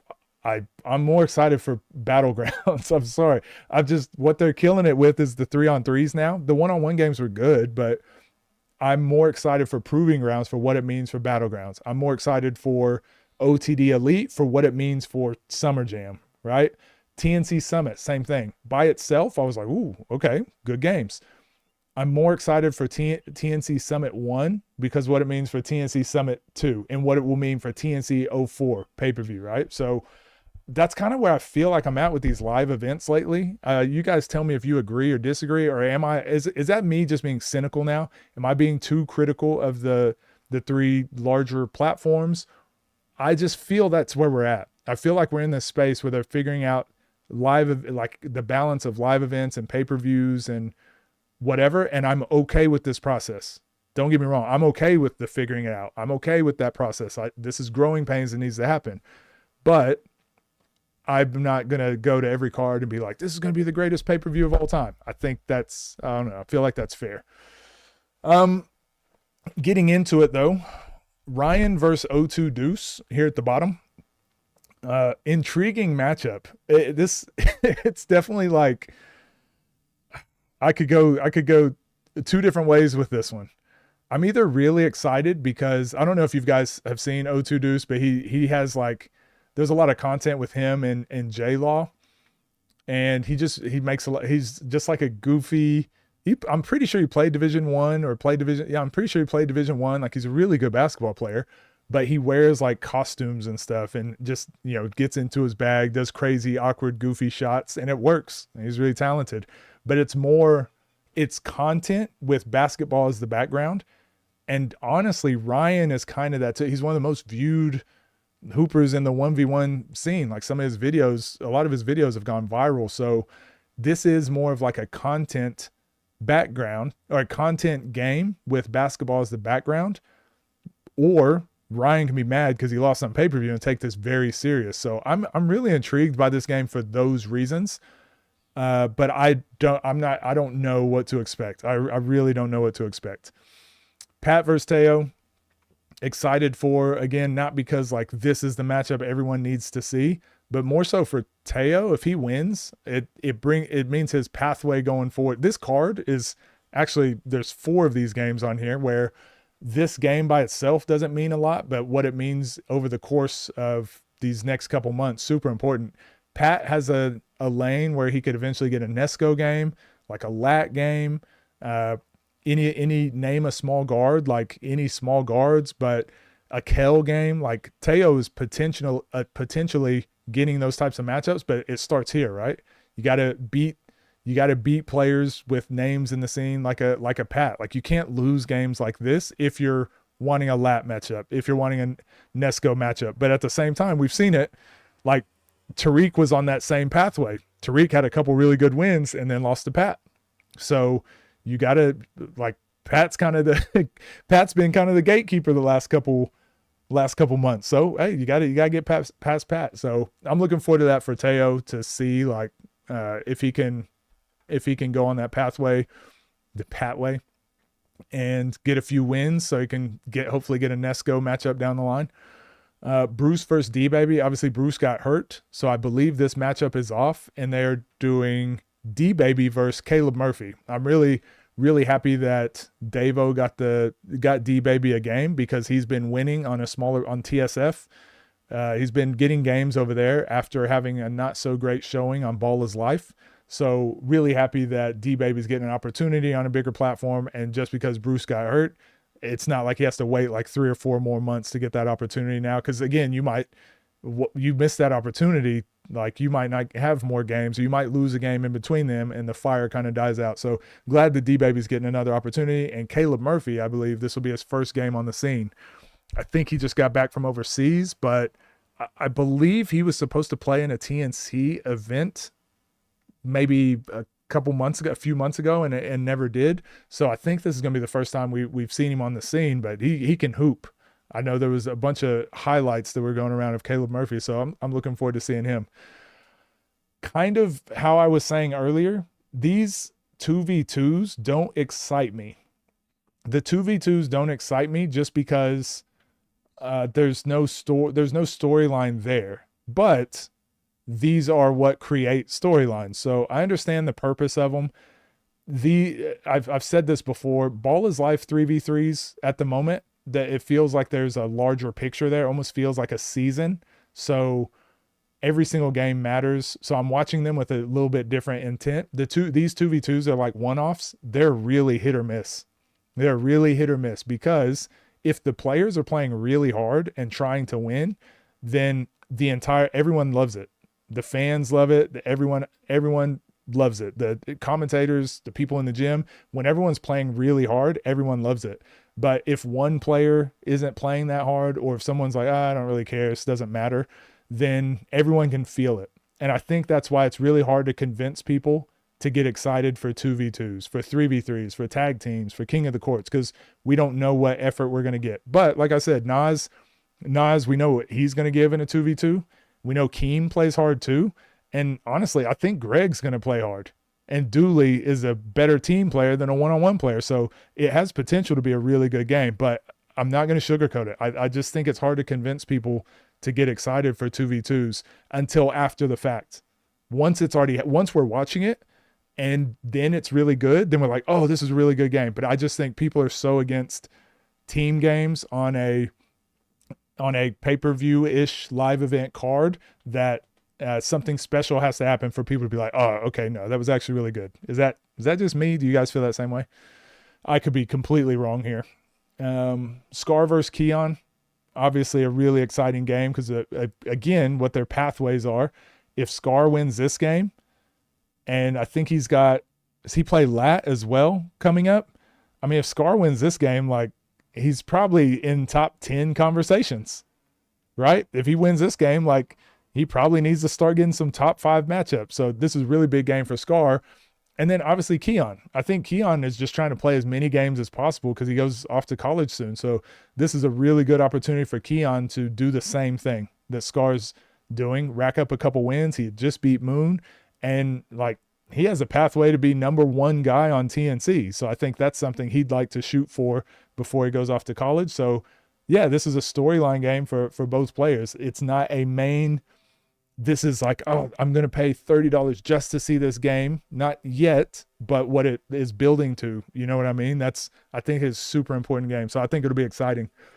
I don't think Scar can play around like he has been his last couple games. I think if he shoots 29 threes against Keon, I just think Keon scores too well to give him that many possessions. But if Scar's locked in, we could witness, oddly enough, we could witness one of the best games of the year, depending on how Scar plays this.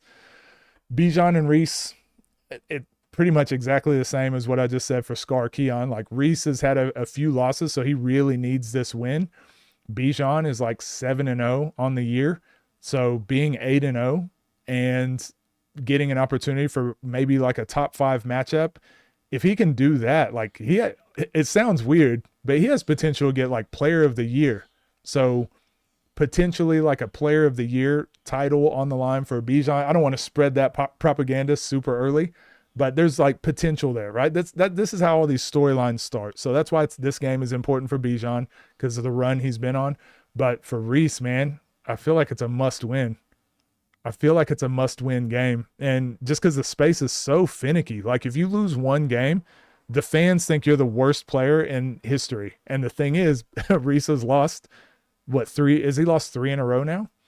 So eye test and what we see talent-wise, like, we know Reese is good. It's just like the resume doesn't reflect that. So definitely important for him to get a win. And also Bijan is, I think, his credibility is there enough to where if Reese wins that, everyone's just going to completely turn around and be like, oh, actually, I told you Reese is one of the best players in the scene. Like, that's how this space works. So I'd like to see Reese get a win for that. But at the same time, what Bijan's been doing, and, you know, we've been high on Bijan stocks for months since he first entered the scene. So yeah, I'm excited to see that continued rise too. Moon, Nesco, and Lat. You know, I typically say I'm not excited for King of the Courts.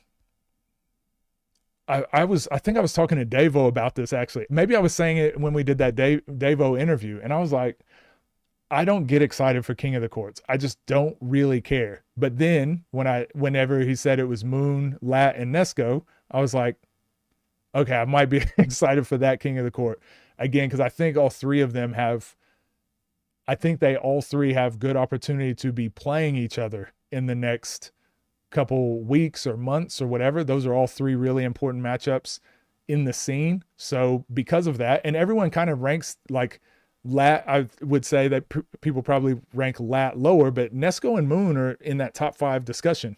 So anytime you get 2 top 5 players that are kind of in the same weight class or height class, whatever you want to call it, and then you have the third guy who's like the newcomer that wants to kind of stir that up, I think that makes for a very interesting King of the Court, because I actually think there's a lot there for Lat to gain, but Nesco's been quiet for a few months. So if he gets this win, people are like, oh, old Nesco is back. But then Moon, Moon just plays every single game possible. He'll probably have 12 games just in this one day. So it's nothing new for Moon, but it'd be good for him to get a win after just losing to Keon, which I don't think people drop Moon for losing games much because he plays so many. So this is just another, like, it'd be another good checkbox on the resume for Moon if he gets this. So I think this is an exciting King of the Court. And I actually think it'll be, I don't think it benefits him. I think King of the Court is not his style.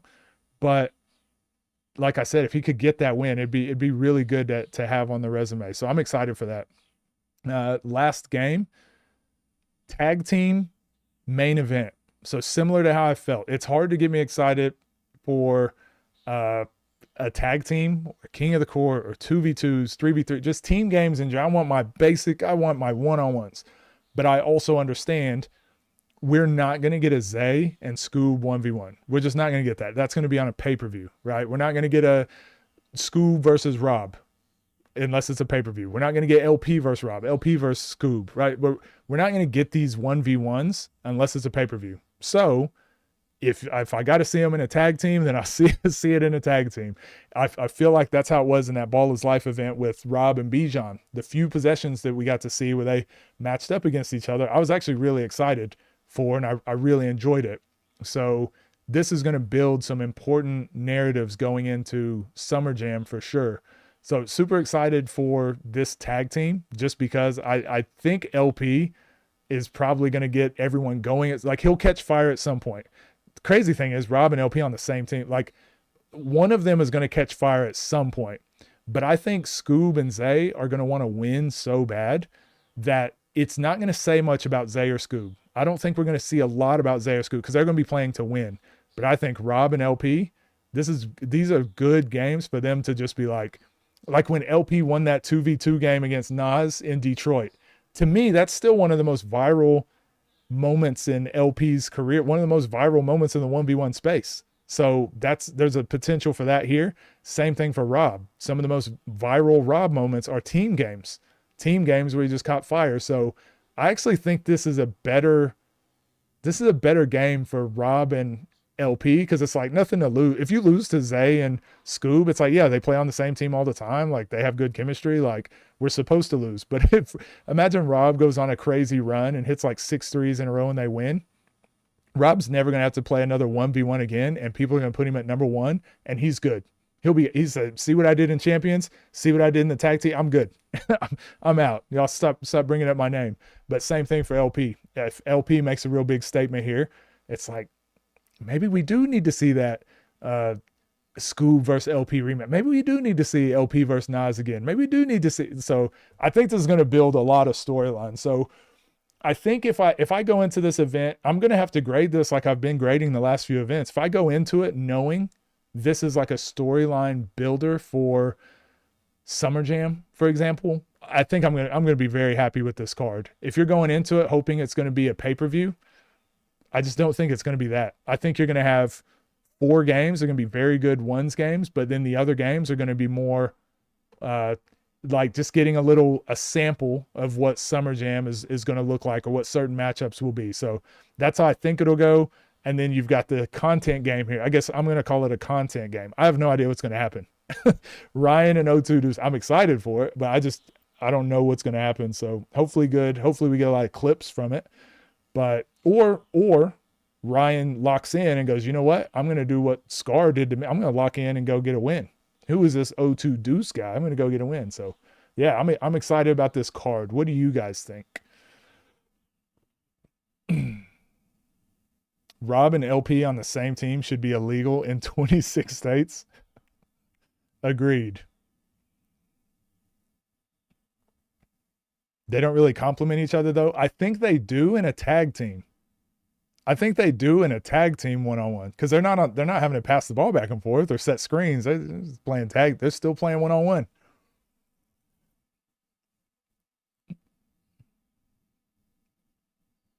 Can you dunk? How does it feel to be forced to play center? Rob versus Scoob rematch? I would love that. Both can get hot and run off 15 straight. I suppose it will be more so ISO ball anyhow. I'm still not clear though. Is it tag team or straight 2v2 unlimited? I think it's tag team. At first, I think it was tag team up to 25 maybe, and then 2-on-2. I believe that's what it was, but don't quote me on that just because I don't see it listed here. So it may just be a straight tag team. Okay, so Davo did say that. Okay, so it is a 1v1 tag team and then a 2v2. Okay. Who do you think wins the rematch between Rob and Scoob? There's some matchups where I hate to say it, I don't want to give what I think because it's like check up. It's up to them. That's up to them. I think Scoob has improved so much since that time, but I think Rob's probably thought about this game more so than any other game that he wants to play. I think he's probably thought about it for so long. He's going to have, he already has the game plan he's going to go with. He's going to try and win that game at all costs. I don't know. That game might not end, if we're being honest. There definitely needs to be a foul limit in that game. But that's up to them. Check up. Tell Davo if you're going to have every event at Cross Court Gym, at least change the scenery back. Who are you telling? Who are you telling? Who are you telling? You're preaching to the choir, buddy. Preaching to the choir. Switches to a 2v2. Okay. Imagine seeing LP get tired thinking you have a shot now and then fresh Rob checks in. Exactly. Exactly. LP blocks your jump shot and then subs out, and then Rob comes in on offense. Ugh. Ugh. Just in my head thinking team-wise, I forgot these 2v2s are usually just 2 one-on-ones. Yeah, I mean, I think Scoob and Zay will try and have some strategy. You know, on rebounds, they'll sprint out and get open threes. I don't think Rob and LP will do that. They don't do that. They're like, no, I don't want to shoot the open three. Come here. Okay. Let's have this dance. Just make the whole game a tag team 1v1. I don't know what I prefer better. I don't know if I prefer a tag team or the 2v2. What do you guys? I don't know. Got to fly from Chicago to the UK. put it on the mid-range league. Its bones are brittle. I know Zay is coming for blood and LP is going to have that energy for Scoob. The energy should be there. I agree. Again, this is like, if you would have told me, hey, we're going to have like a kind of a content game for number one, the first game, then we're going to have a 2v2, then we're going to have a King of the Court, and then we're going to have a tag team main event, I'd be like, ugh, I just don't do the event. But because I'm like, I would rather just watch these 4 one-on-ones. But then when you're like, yeah, but the King of the Court is Lat, Nesco, and Moon, and then the tag team is Zay, Scoob, and then Rob and LP, then I'm like, okay, all right, I'm in. I get it. I'm in. Would I do commentating in the UK? Absolutely. Absolutely. Mate.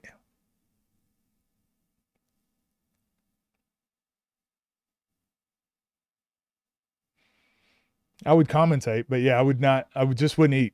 I just wouldn't eat food while I'm there. I feel like a lot of this event will depend on how toxic it gets. You know what? You're not wrong. You're not wrong. If the players, because this will be the first time we've seen all these hoopers in the same gym. That's why I'm more excited for the series. If the energy is all like friendly, like, oh, you guys are over here, TNC and OTD and Ball is Life guys. Oh, this is great fun. This is awesome. I don't think it'll be, I think the fans will be disappointed. But if there's a lot of like, which I've seen for the most part on OTD, is people really trying to prove who they are, like prove like they belong, earn top spot or whatever. If there's that energy, I just don't know how it can be bad for us, for fans. I mean, I think we're going to get a lot of entertainment out of this. Which game am I most excited for? I mean, probably the tag team. Probably the tag team. I'll be honest. The 1v1s, like I said, they're exciting for me, but none of those 1v1s move the needle. And when I've said this, I'm going to have to clarify what I mean. When I say meaningful games, like the 1v1s for me, they're not meaningful games. Meaning like if you deleted this game from history, like no one would care. Now, they're obviously every win and every game and every matchup is meaningful. But when I use the term meaningful, I just mean like, oh, I have to watch this because it means so much for the space. I feel like the tag team kind of does, because we know we're going to see some mixture of that in Summer Jam. And these are how those narratives and everything get built. So we're going to see some toxicity and some competitiveness there. I feel like the King of the Court has potential for that. But the 1v1, these 1v1s are more starting points for future stories. Like I said, if Bijan ever wants to be player of the year, this is a game he's going to have to win. If Keon wants to be number 1 on TNC, he's probably going to have to beat Scar. If Scar wants to ever get a top 5 matchup again, he's probably going to have to beat Keon. If Caleb Murphy wants to be on the 1v1 scene, probably needs to beat D-Baby. If D-Baby wants to get asked back on OTD, he's probably got to beat Caleb Murphy. If Pat wants to get booked to more games on OTD, he's probably got to beat Teo. Like, all of them lead to something, but individually by themselves, they'll be fun to watch. Good food spots in England? Okay. I believe you. The Nas, Fombi, and Rob Bijan tag team during the series. So I don't have all the matchups for the series yet, but I've seen quite a few of them. And there's a lot of games I'm excited for, but there's one in particular I'm most excited for. And until all of it's announced, I won't say. But some of those types of games I am excited for, yes. I'm more excited for the series. Have you ever heard about the other games in the series? I have, but again, some of those change. That's why I don't want to talk about some of them, because they may change before then. But Davo said he's going to send me the final list soon, so I can have like stats and some data prepared for whenever we're doing commentary. Can never count out Scoob, and they're gonna make it competitive. Did you watch the EuroLeague final? I did not. I need to catch back up on EuroLeague stuff. I'm probably not gonna catch up on EuroLeague until NBA finals. NBA's done. Hope Reese gets over 15. Well, that was the bet. Wouldn't be surprised if they pull off. Yeah.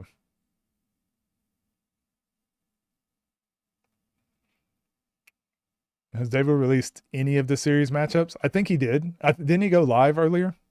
I think that's what he was talking about in his live. I wasn't there, though. I didn't see. Okay, so anyways, that's the OTD Elite brief preview of the card. And yeah, I'm excited for it, and I can't wait. I'm going to have to lean on you guys heavily to give me feedback of what you guys think, because I'll be there. So I'm not going to – it's hard for me to critique an event while I'm there. Whereas the other streams I've been watching and able to take notes and stuff. So, you guys hop in the Discord, give me your feedback on what the stream quality is like, what the audio is like, what's going good, what's going bad. Please give me that feedback, even live if you want to. But give me that feedback so I can see it and I can put that into my notes. So whenever I do make a video on it, which I'll probably still be there when I make this video that night or the next day, I can have that stuff in my notes too. So yeah, give me feedback, and when I do my breakdown, we'll have that. So I've been, enjoying doing those platform breakdowns, and hopefully like the platforms get something from it. Somebody asked me the other day, why do I even do those? But if you go look on there, like Ball is Life saw the critiques that we all had, and I think it gives the platforms a more positive place to go for feedback. Because before, I think it was just all toxic, right? Like, I hated this event, or this is the best event ever. It doesn't really do much for the platforms. But when we're able to break it down and get your thoughts, I give my thoughts, we take notes on it. The platforms have been engaging, and they can either take the criticism or not. But yeah, Ball is Life commented, and they appreciated the feedback. So I think as fans, when you can see that the platforms are engaging with the feedback, and it makes you think like, oh, okay, next time will be better. Like next time they'll work on some of these things, or we've been heard. So that's why I do those. So if you guys like those, like I said, give me feedback and notes where I can help make those videos. EuroLeague is basically basketball with like football, like crowds and passion. Need to go to a game. Yeah. Good example. React to T-Jazz trying to go to the Canada League again. I might react to that. Not today though. Not today. We need after game interviews for agenda purposes. Well, I'm gonna have to be careful. But yes, I do want to get interviews. I do definitely want to get interviews from players.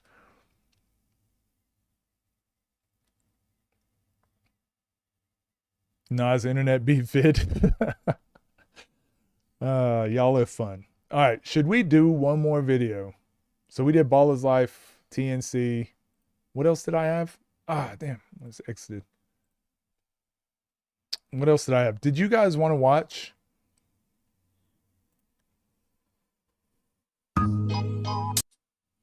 Did you guys want to watch this? Bruce versus P from MacMan TV's event, or do you want to watch Isaiah Austin versus Jonte Porter, or do you want to watch? Yeah, those are the only two I have lined up. Or do y'all want to watch Nas internet beef vid? You want to watch Nas internet beef vid? Oh, Tyler, the Tyler vid. I forgot about Tyler. What Tyler vid? Bruce? OTD pulled him from the crowd vid. You're not at day 100 yet. The T-Mac vid.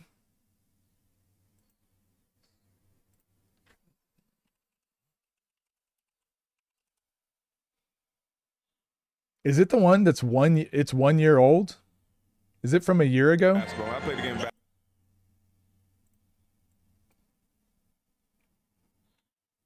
We're good on Nas vid.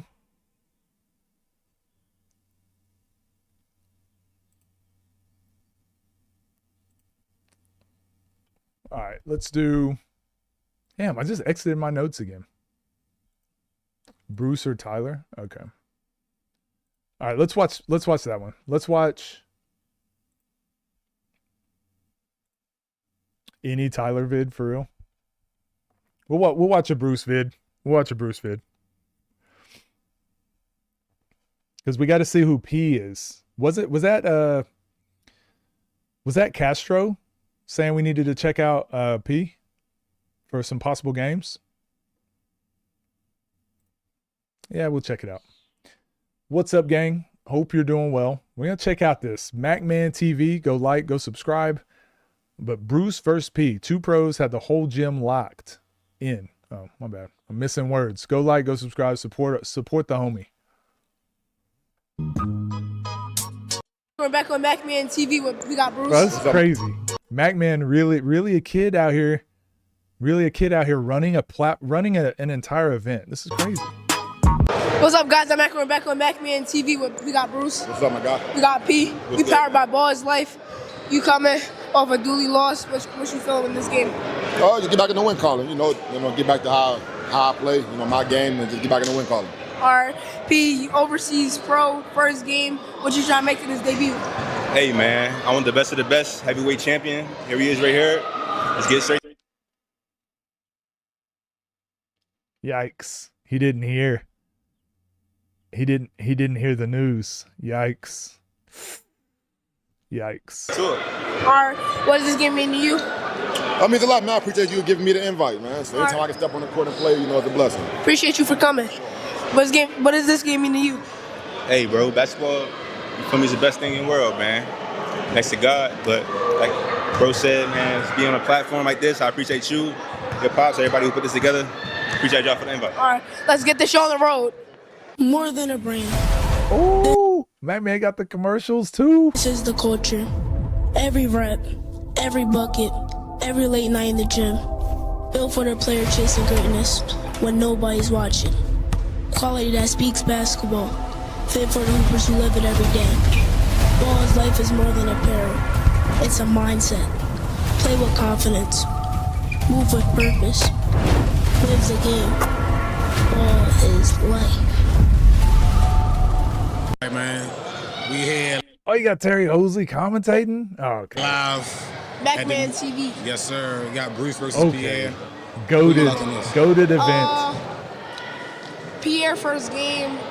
This is first one-on-one? Yeah, he oversees pro though. Okay. Well, so is Bruce. Bruce coming off a loss from Dooley. Let's see what he do. That's a nice spin fade. Bruce coming off a loss from Dooley. Let's see what he do. That's a nice spin fade to start it off. All right. 2-0 Pierre. Nice little drive left, spin back. Nice little, pro-ish type move.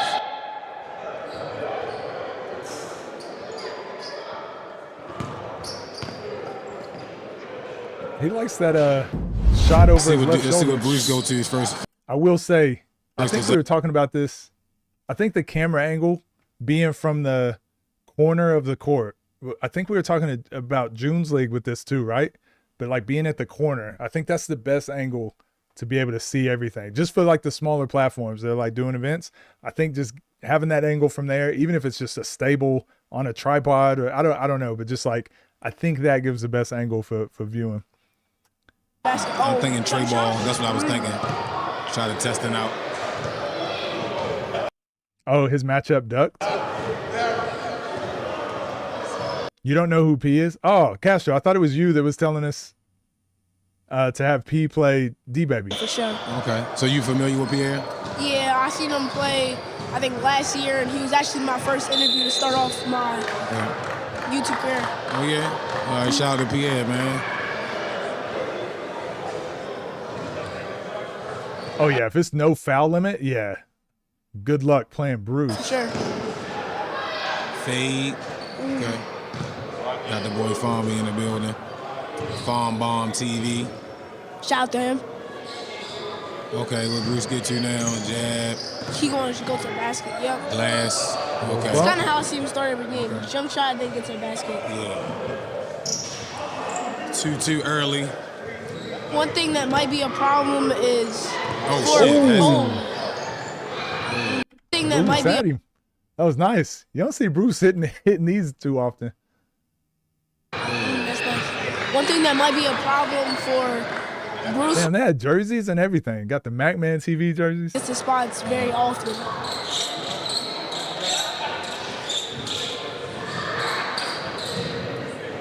Trying to tell Bruce there on the hezzy trying to get all the way to the rim. For sure. You always got to get to the rim. Yeah, the floater, that's not really his game like that. Been hanging around Zay too long.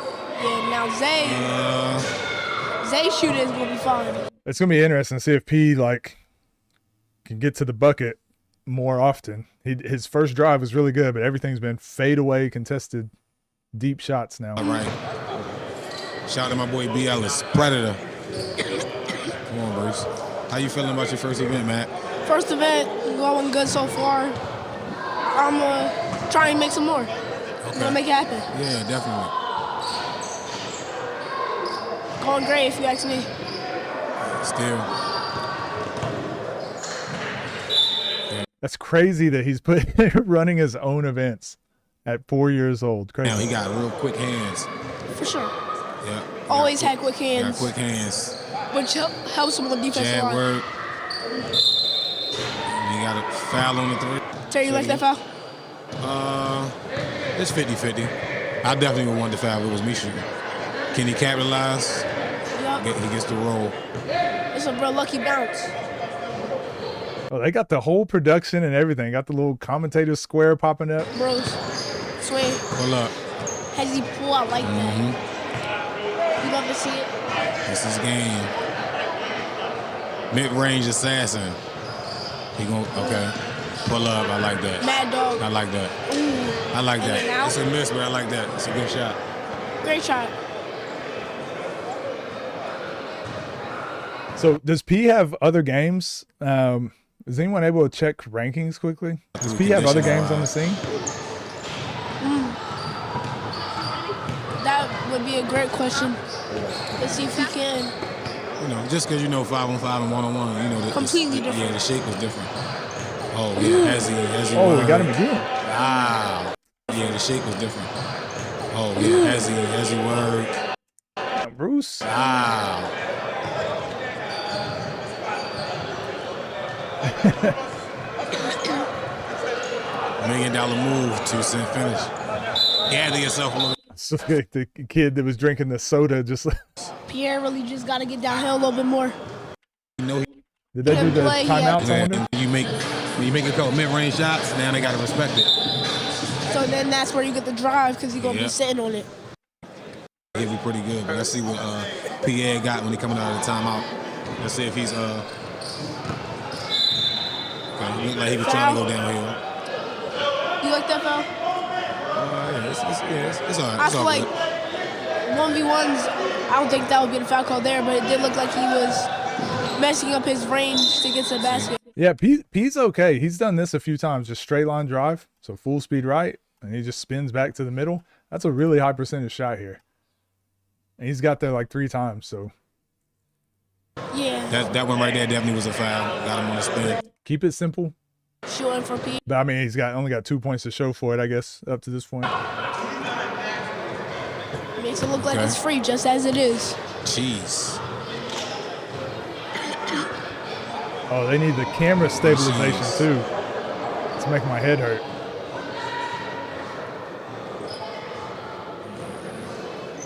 Bruce ain't letting Pierre get his shot off at all. But the Up in his quality is chest, really good. making him get to the basket. I don't like that. I don't like that. I don't like that one, man. I don't like that one. You don't know if you have this game in the system?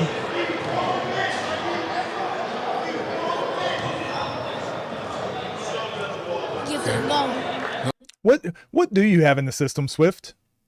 Matter of fact, what do you have in the system? What games do you have? Do you have a system? Do you have any games there? And this is going to be a good game here. See. Another one. Oh, travel. That's I think that's a terrible call. Me too. No, but Swift. That's crazy. I think that's a terrible call. Swift, do you have any games in the system, buddy? Huh. I think he said he pivoted twice. That definitely, in my mind, that definitely was not a travel at Never all. was a travel. So maybe this is the whole game, is just P going downhill, spinning back middle, and then Bruce getting downhill, a little bump fade. Maybe that's the game they got to play the whole time. Is Swift a fraud? Not a fraud, just like... A little frustrating though when you go. It's not who he says he is. Yeah. Let's see if he can get back into it. Oh shit. Ooh. That's tough. Short left. Nice. Oh shit. That's tough. Short left. Predator. Shout out to B. Ellis. Predator. Tough move though. Great move. I loved it. Got Penny Hardaway in him. Yeah, I love that. Reverse pivot spin. Dead dribble. Step back. And one. Man, there's so many fouls. So, I mean, classic, right? Today with the hand in the pocket or the hand on the shoulder on the jump shot, he's been calling that consistently. I would think so, especially with how close he is calling it. Bruce at the line. And I especially think if there's one ref, I really do think you have to call it close. Like you have to call the tight game. Bruce to the basket. Spin. Can't get it. Otherwise, it gets too difficult to manage. Pierre looks like he's holding up defense good right now. Good one-on-one physical defense. Yep. Type Sammy, of what defense you Bruce talking plays. about? We are always gonna support McMahon in his endeavor. Oh my gosh. So I know he was no. Oh. Yeah. I know he. Terry trying to keep it family friendly, and then he doesn't, and they had to edit it out. Oh. Yeah. I know he was no. Oh. Yeah. Oh, no, they left it in there. What was that? 7-6. Oh my God. Oh my goodness. Looks like this one's gonna be a game, ladies and gentlemen. Still. Hands. Quick hands again. Man, that jab step was crazy. Need one of those overseas. Hard right. Huh? I say you need one of those overseas. Yeah. Punished all them arm bars.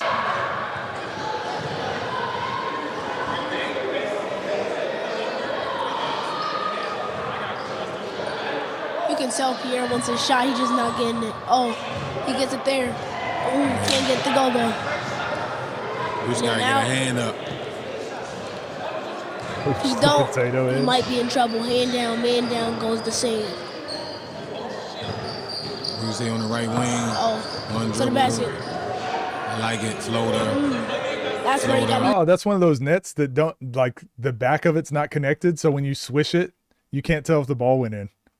It's exact best net ever. And he used 2 inches. I think body-wise, they about the same, so it's like, you know, it's It's a good matchup. Spin, cycle, left hand, leg. I like it.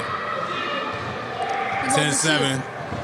10-7 Bruce. Let's see if he can couple buckets in a row. I feel like he's going to go for a 3 here. One thing I will say is if Pierre gets the ball back 3 here, is coming soon. he's going to try and chase it. And one. Man, Bruce misses so many shots around the rim. Oh my gosh. Okay. Because I didn't see it at all. I would have thought it was clean. Came down on his body a little bit. What I missed? Nothing. Can he hit the line? Okay. In the UK, there's no net. Well, you don't need a net if there's no basketball.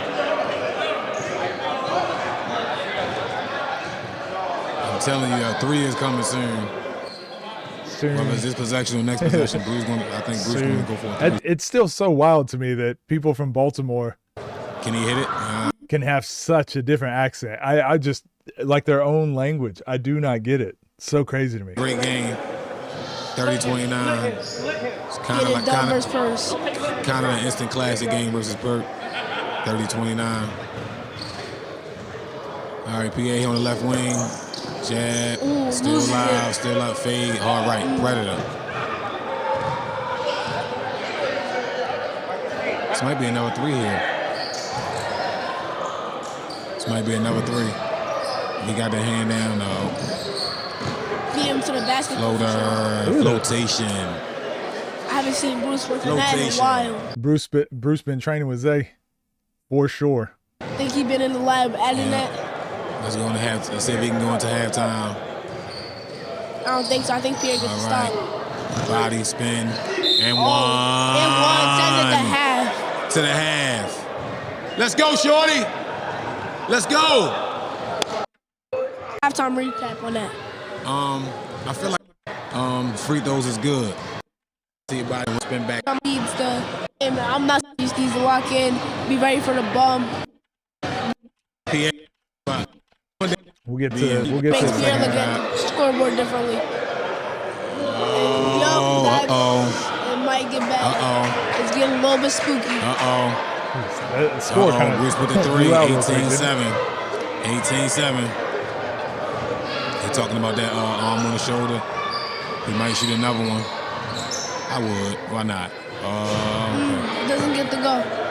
Pierre, what you doing on offense here? I think Pierre needs to go on a run, definitely. He can't afford to have it just like a one possession miss. I like him going down. How do you guys feel about? How do you feel like when you're in public and somebody eating next to you and you like, oh, it smells so good, but you can't look. You don't want to like be all up in their food, but you're like, is that shrimp scampi? God, it smells so good. But you don't want to like look, you don't want to turn and look and then it like cause a scene or whatever, but somebody walk in with some good food. Oh my gosh. That was happening at Pure Ones when I was commentating and people were walking in with, food smells so good. I like him going downhill right here, trying to get to a spot. That's one thing I'm not seeing him. Off the glass. The jab is lethal enough. I would say jab and get to the left because now Bruce is leaning to it. That's a tough shot off the glass. I think now I'm going for a 3. I don't see a lot of left in Pierre's game right now. I feel like he had a jab. Dang. Mac Man saying you ain't got no left. Saying you ain't got no left, man. Bruce going across. Has he? I know it. Bruce going across. Has he? I know it. Terry Hosley called this out like right on cue. That's what I was trying to say. Still pivotal to him to get a stop right now.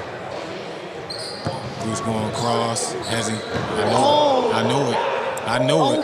Bruce going across. Has he? I know it. Oh my. Jesus Christ! Jesus Christ! That's mean. Yeah. I just got to move. I'm sorry. I'm glad. I know I'm commentating. I'm sorry. Drag. This is a 3. He is that's in trouble. Okay. Yeah, he got him. He got him there. He a ballerina. Okay, Pierre. Gotta go on a run. Work the jab series. Quick hand. Right. He seemed like he was just his feet stuck in cement now. Might be tired. When they get around about 25, I got Bruce going for another hezzy too. It's also just hard to move in general on these courts, not gonna lie.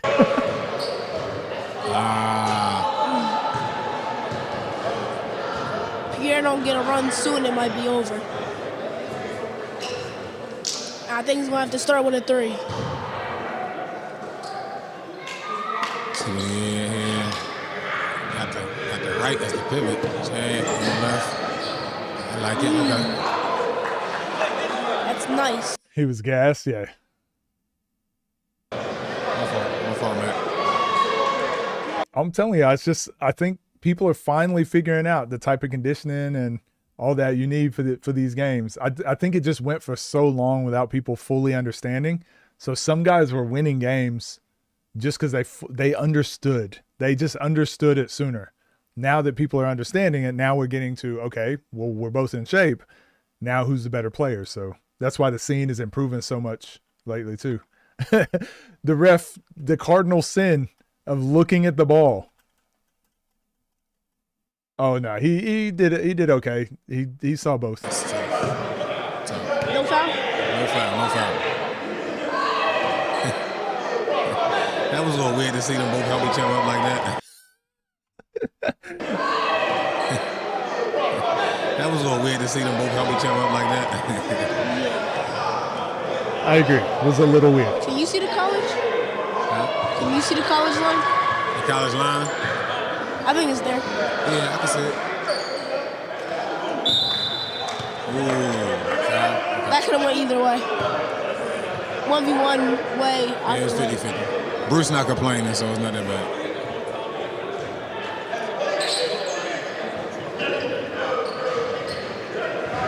Still. Oh, shit. Ooh, come on, you gotta let him get that. If I was Bruce, I wouldn't be mad at that because now it's a free throw. Yeah, he actually crossed him there. Case if he didn't call that foul. The power of friendship. Yeah. The real 1v1 winner was the friends we made along the way. See if he's still chipping. Oh, see what I mean? Why you're not that upset about getting them calling the foul right there? Because instead of giving him an easy 2, now he got to make one of the line and he missed it. So it's like it never happened. And then now let's see what you got here. You can hit a 3, or you can get an easy bucket, and then now. Come on. And 1. That's 1 foul. You think Pierre got his hand out fast enough? I don't think that was no 2-1, right? Oh, no free throws? That's tough. That's a 3. Go. Bro, Bruce is just like, he's just like slowly getting to 30. Just take your time. Keep it simple. It's just like nothing over the top. Just. You heard me. One shit.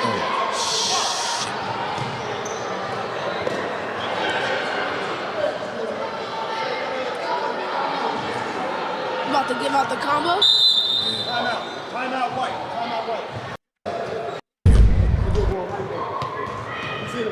Bruce is 5.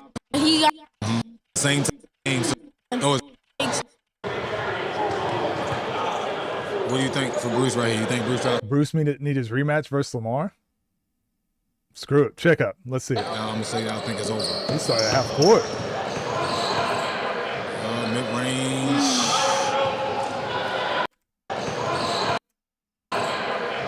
Mid-range. Ooh. That mid-range jump shot. It was 27-11.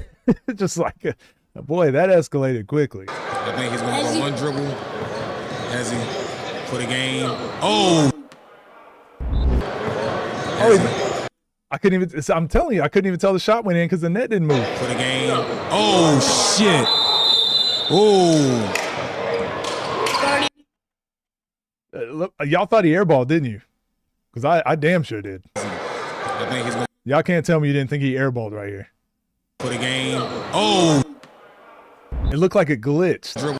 Looked like a glitch that MacMan tried to edit. He tried to edit out the make. Look, I'm just gonna play it, and it's gonna skip ahead one frame, and you're gonna be like, "Release the files. Release the files, MacMan. Why is there 0.7 seconds of video missing?" Huh? Look very suspicious, huh? Look very suspicious. 30-11. I don't know if we can upload this to the Swift Hoops. Some fishy stuff going on here. I think that's what happens when you're a pro and you jump right into the one-on-one scene. You playing against a veteran. It's just things you got to know. Yeah. Experience. Yeah.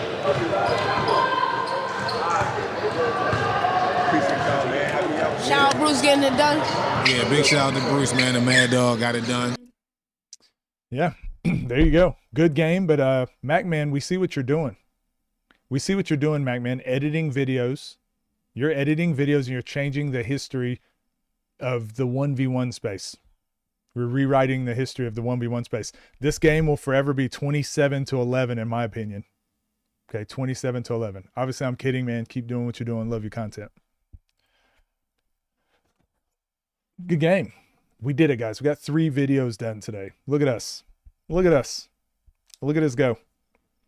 I was really hoping to get way more videos done this week just because I'll be gone. I'll be gone for whatever, but I might just have to stream tomorrow too. Screw it.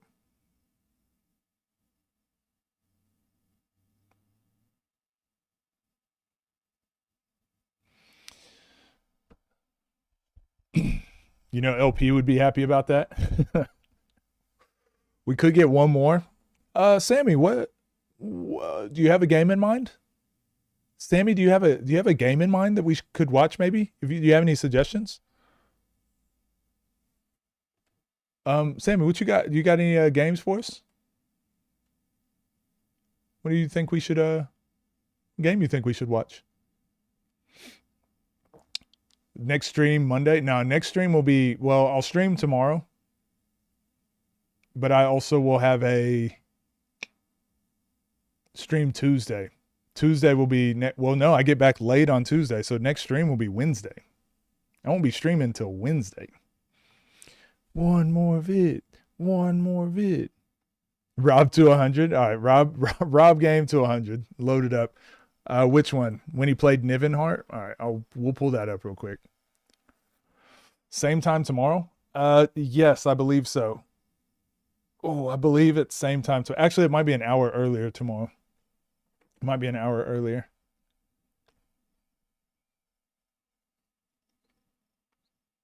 But Fox, are you in the Discord? I'll try to hit you up about what we were talking about earlier. Would I ever do an early stream? This is early for me. I start at 11 a.m. I started at 11 a.m. Today I had a 9 a.m. interview though, but I don't like waking up early. I don't like waking up early because I'm usually editing and stuff until like 3 a.m. I'm a night owl. I'm up until like 3, so I would prefer not to wake up at like 7.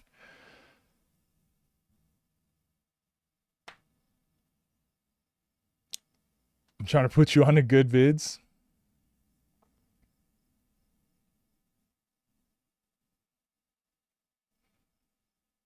Sammy's going to say Austin Rivers mixtape. Let's just rewatch Bone Collector versus Flight. Let's put it on repeat. We'll just put that on repeat. All right. Yeah, I don't have anything else. Pretty done. We're done here. But hopefully I will have videos coming out every day still. And yeah, I guess that's all. Waking up, seeing Going Live in an hour and actually being able to catch it.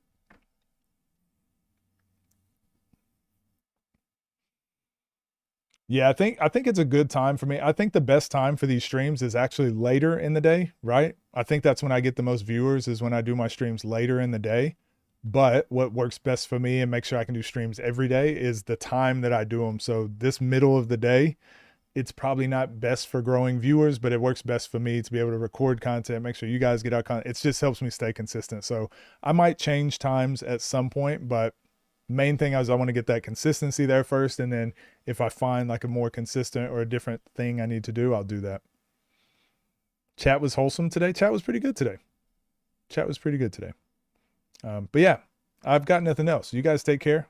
I'll see you tomorrow. This was supposed to be last stream, but apparently I'll see you tomorrow.